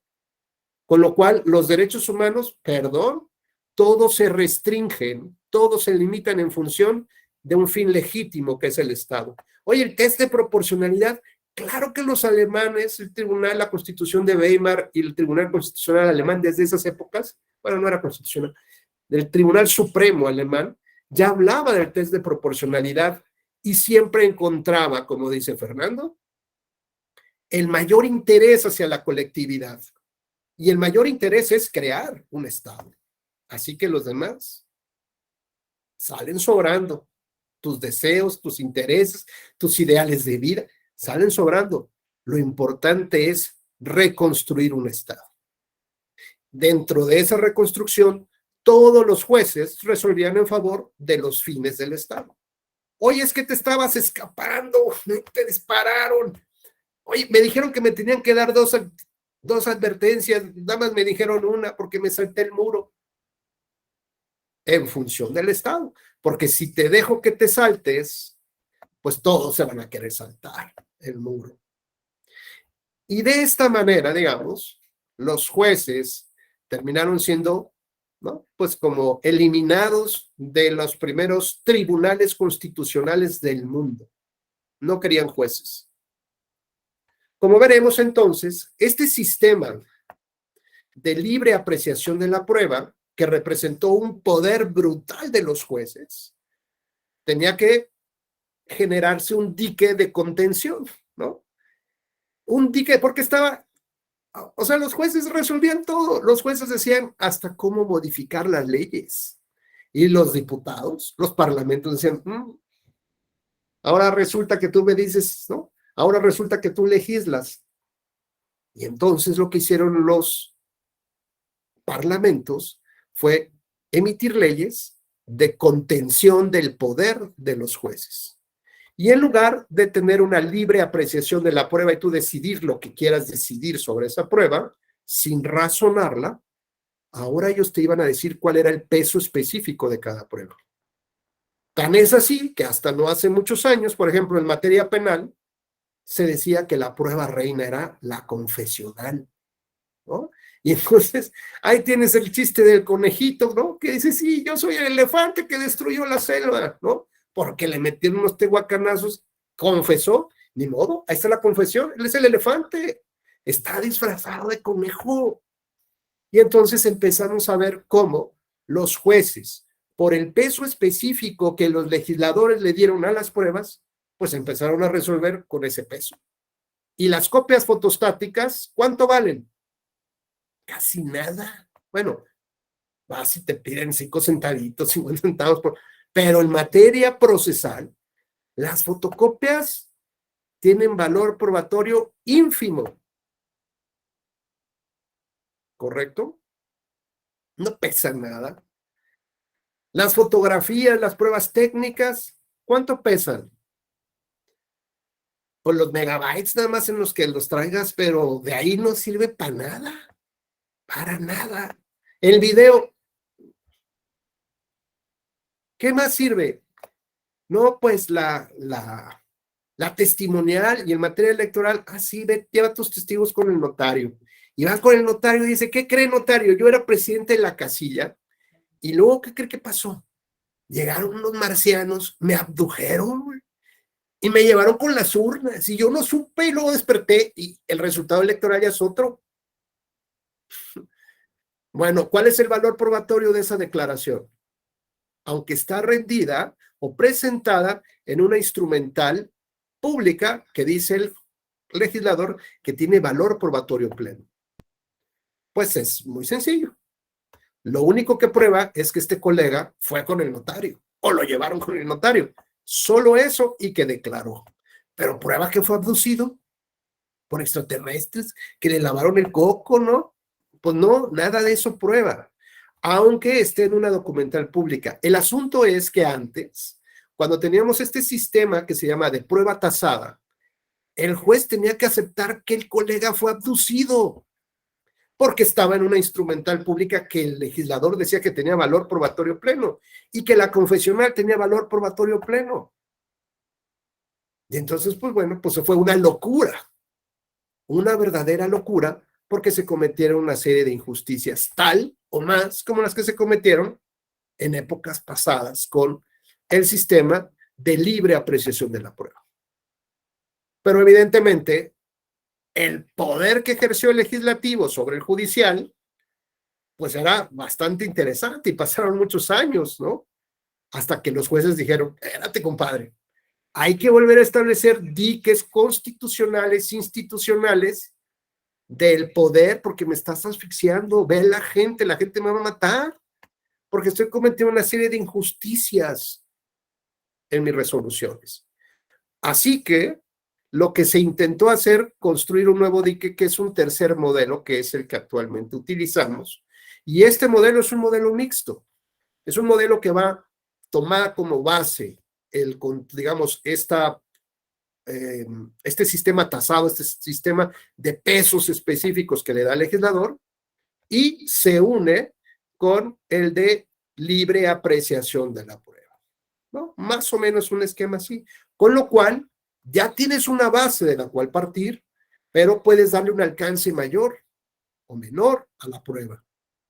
Y entonces, por ejemplo, ahora sí, una prueba que es rendida, una confesional rendida o testimonial rendida ante el notario, hará prueba pública de que fue con el notario, de que declaró, mas no del contenido de sus declaraciones. Luego, entonces, esta parte, digamos, este mix de ambos sistemas, debe de procurar el juez justificar y razonar por qué se le debe dar el valor o no que dice el legislador que tiene esa prueba. Y con esto, digamos, con un ejemplo, vamos a concluir esta primera sesión y ya mañana vamos a darle de lleno a estos temas y ya en cada procedimiento. Preguntaría yo, y siéntese con la libertad de participar, ¿en qué momento con este sistema mixto podemos decir que una prueba, prueba presentada en copia fotostática simple, que el legislador dice que vale menos que nada, hace prueba plena? Con la razonabilidad del juez. Dice, ok, el legislador dice que no vale nada. O sea, mínimo indicio, mínimo, minimísimo, mínimo.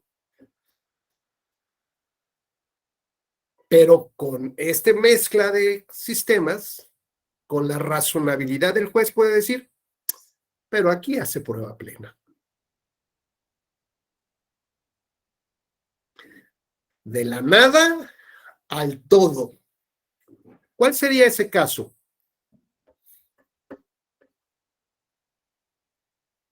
Venga, Carla. Te escuchamos. Gracias. Bueno, regularmente cuando son esos casos es porque esa prueba o esa copia fotostática simple está vinculada con algún otro elemento de prueba, con otra documental pública, algo así. Entonces, mientras más pruebas confirmen, pueden que vaya elevando su estándar probatorio. O sea, sí. Pues digamos, es como va el montón, como que va ayudando, va empujando a los demás. No, pero aquí una hace todo.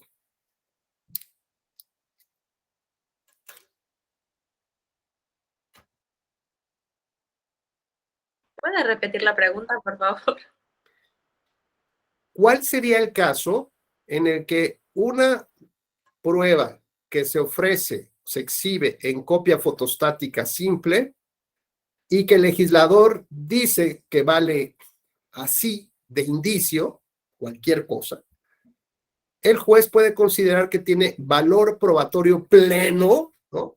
Así, como si el juez, si el notario hubiera visto realmente cómo abdujeron a ese cuate, se lo llevaron los extraterrestres, y me consta, yo lo vi, y tiene valor probatorio pleno. Joan y luego Luis, rápido, vamos. Sí, en este caso sería, si entendí bien la pregunta, que lo reconozca la otra parte, que reconozca la copia fotostática. De menso, perdón que lo diga, de menso lo va a reconocer. ¿Quién? O sea, no, es copia fotostática, no vale nada. Digo, podría ser, pero ahí tendría que ver toda otra parte que es el reconocimiento. Pero ahí andamos cerca, andamos como el de la piñata, ahí te andas acercando, amigo. ¿Quién más? La última participación, porque les voy a tener que robar 2 minutos nada más. Normalmente no hago eso. Yo la que he visto que se le otorga valor es a las copias simples de credenciales para acreditar personalidad, pero de allá en fuera, pues, carecen de valor probatorio, ¿no? No carecen, tienen un valor mínimo, acuérdate. No hay que decir que carecen de valor probatorio, no. Valen algo. Todos los elementos que aportas al juicio valen algo, ¿ok? Bueno, un poco lo que dice... A ver, Fernando, venga. Rapidito, Fer. Sí, ya rápido. Cuando la copia simple o fotostática proviene de un documento oficial, y en este caso la otra persona no afirma, no niega la parte que está denunciándose por el porqué el uso de esa prueba. Entonces, al momento de no negarlo, podría hacer esa parte de plenitud de la prueba. A ver, imagínense un juicio laboral. El trabajador dice, gano 6,000 pesos a la semana, ¿ok? No tengo contrato. Hay reversión de la carga probatoria, estamos, ¿no? El patrón tiene que demostrar, pues seguramente que gana menos o que ni siquiera trabaja. Y por los documentos que envía, ¿no? Viene una copia fotostática del contrato de trabajo, donde dice que gana 6,000 pesos. Donde confirma lo que dice el otro. ¿Qué haría el juez en este caso? Pues el juez lo que haría sería darle valor probatorio a esa copia fotostática. ¿Por qué? Porque hay principios generales del derecho, hay una argumentación dentro del derecho, ¿no?, que dice que las pruebas que tú ofreces de tu parte, por regla general, tienden a beneficiarte, ¿no? Nadie ofrece nada para perjudicarse, ¿correcto? Luego entonces, si la copia fotostática que tú exhibes perjudica los intereses del propio oferente, hace prueba plena. Claro, como dicen los compañeros, habrá que podemos adminicularla con otro conjunto de elementos, eso puede soportar y ayudar, pero el hecho de que yo ofrezca dentro de mis acciones o excepciones y defensas, lo que sea, ofrezco una prueba en copia fotostática simple, pero resulta que perjudica mis propios intereses, el juez la puede valorar como no copia, o sea, sí como copia fotostática simple, que en términos del sistema probatorio de prueba tasada, el legislador le da un valor ínfimo, pero con el sistema mixto de apreciación de la prueba, yo le doy, retomo ese y le doy el valor supremo que puede tener dependiendo de la justificación, ¿no?, que yo realice. Por lo tanto, este sistema exige forzosamente la argumentación jurídica de las pruebas, de los hechos, lo que antes, evidentemente, no se hacía. Hasta aquí terminaría yo esta participación. Si ya no quisiera robarles más minutos, pero si alguien tiene alguna duda, algún comentario, ya sea que mañana, por favor, anótelo, y mañana lo primero que haré es tratar de confundirlos más, seguramente, o no, pero también les quiero dejar mi red social en Twitter, que es @RubénBecerra, RB de Victoria, @RubénBecerra, RB de Victoria, y les dejo mi correo institucional, que es ruben.becerra.te de tribunalelectoral.gov de gobierno.mx. Ahí también, ya sea en Twitter, haciendo comunidad, o de manera más personal, en mi correo, cualquier duda que tengan, con mucho gusto los podría yo atender. Pues, de mi parte, solamente desearles que pasen muy bonita noche y nos vemos sin falta mañana. ¿Va que va? Bueno, descansen, un placer verlos. Gracias, doctor.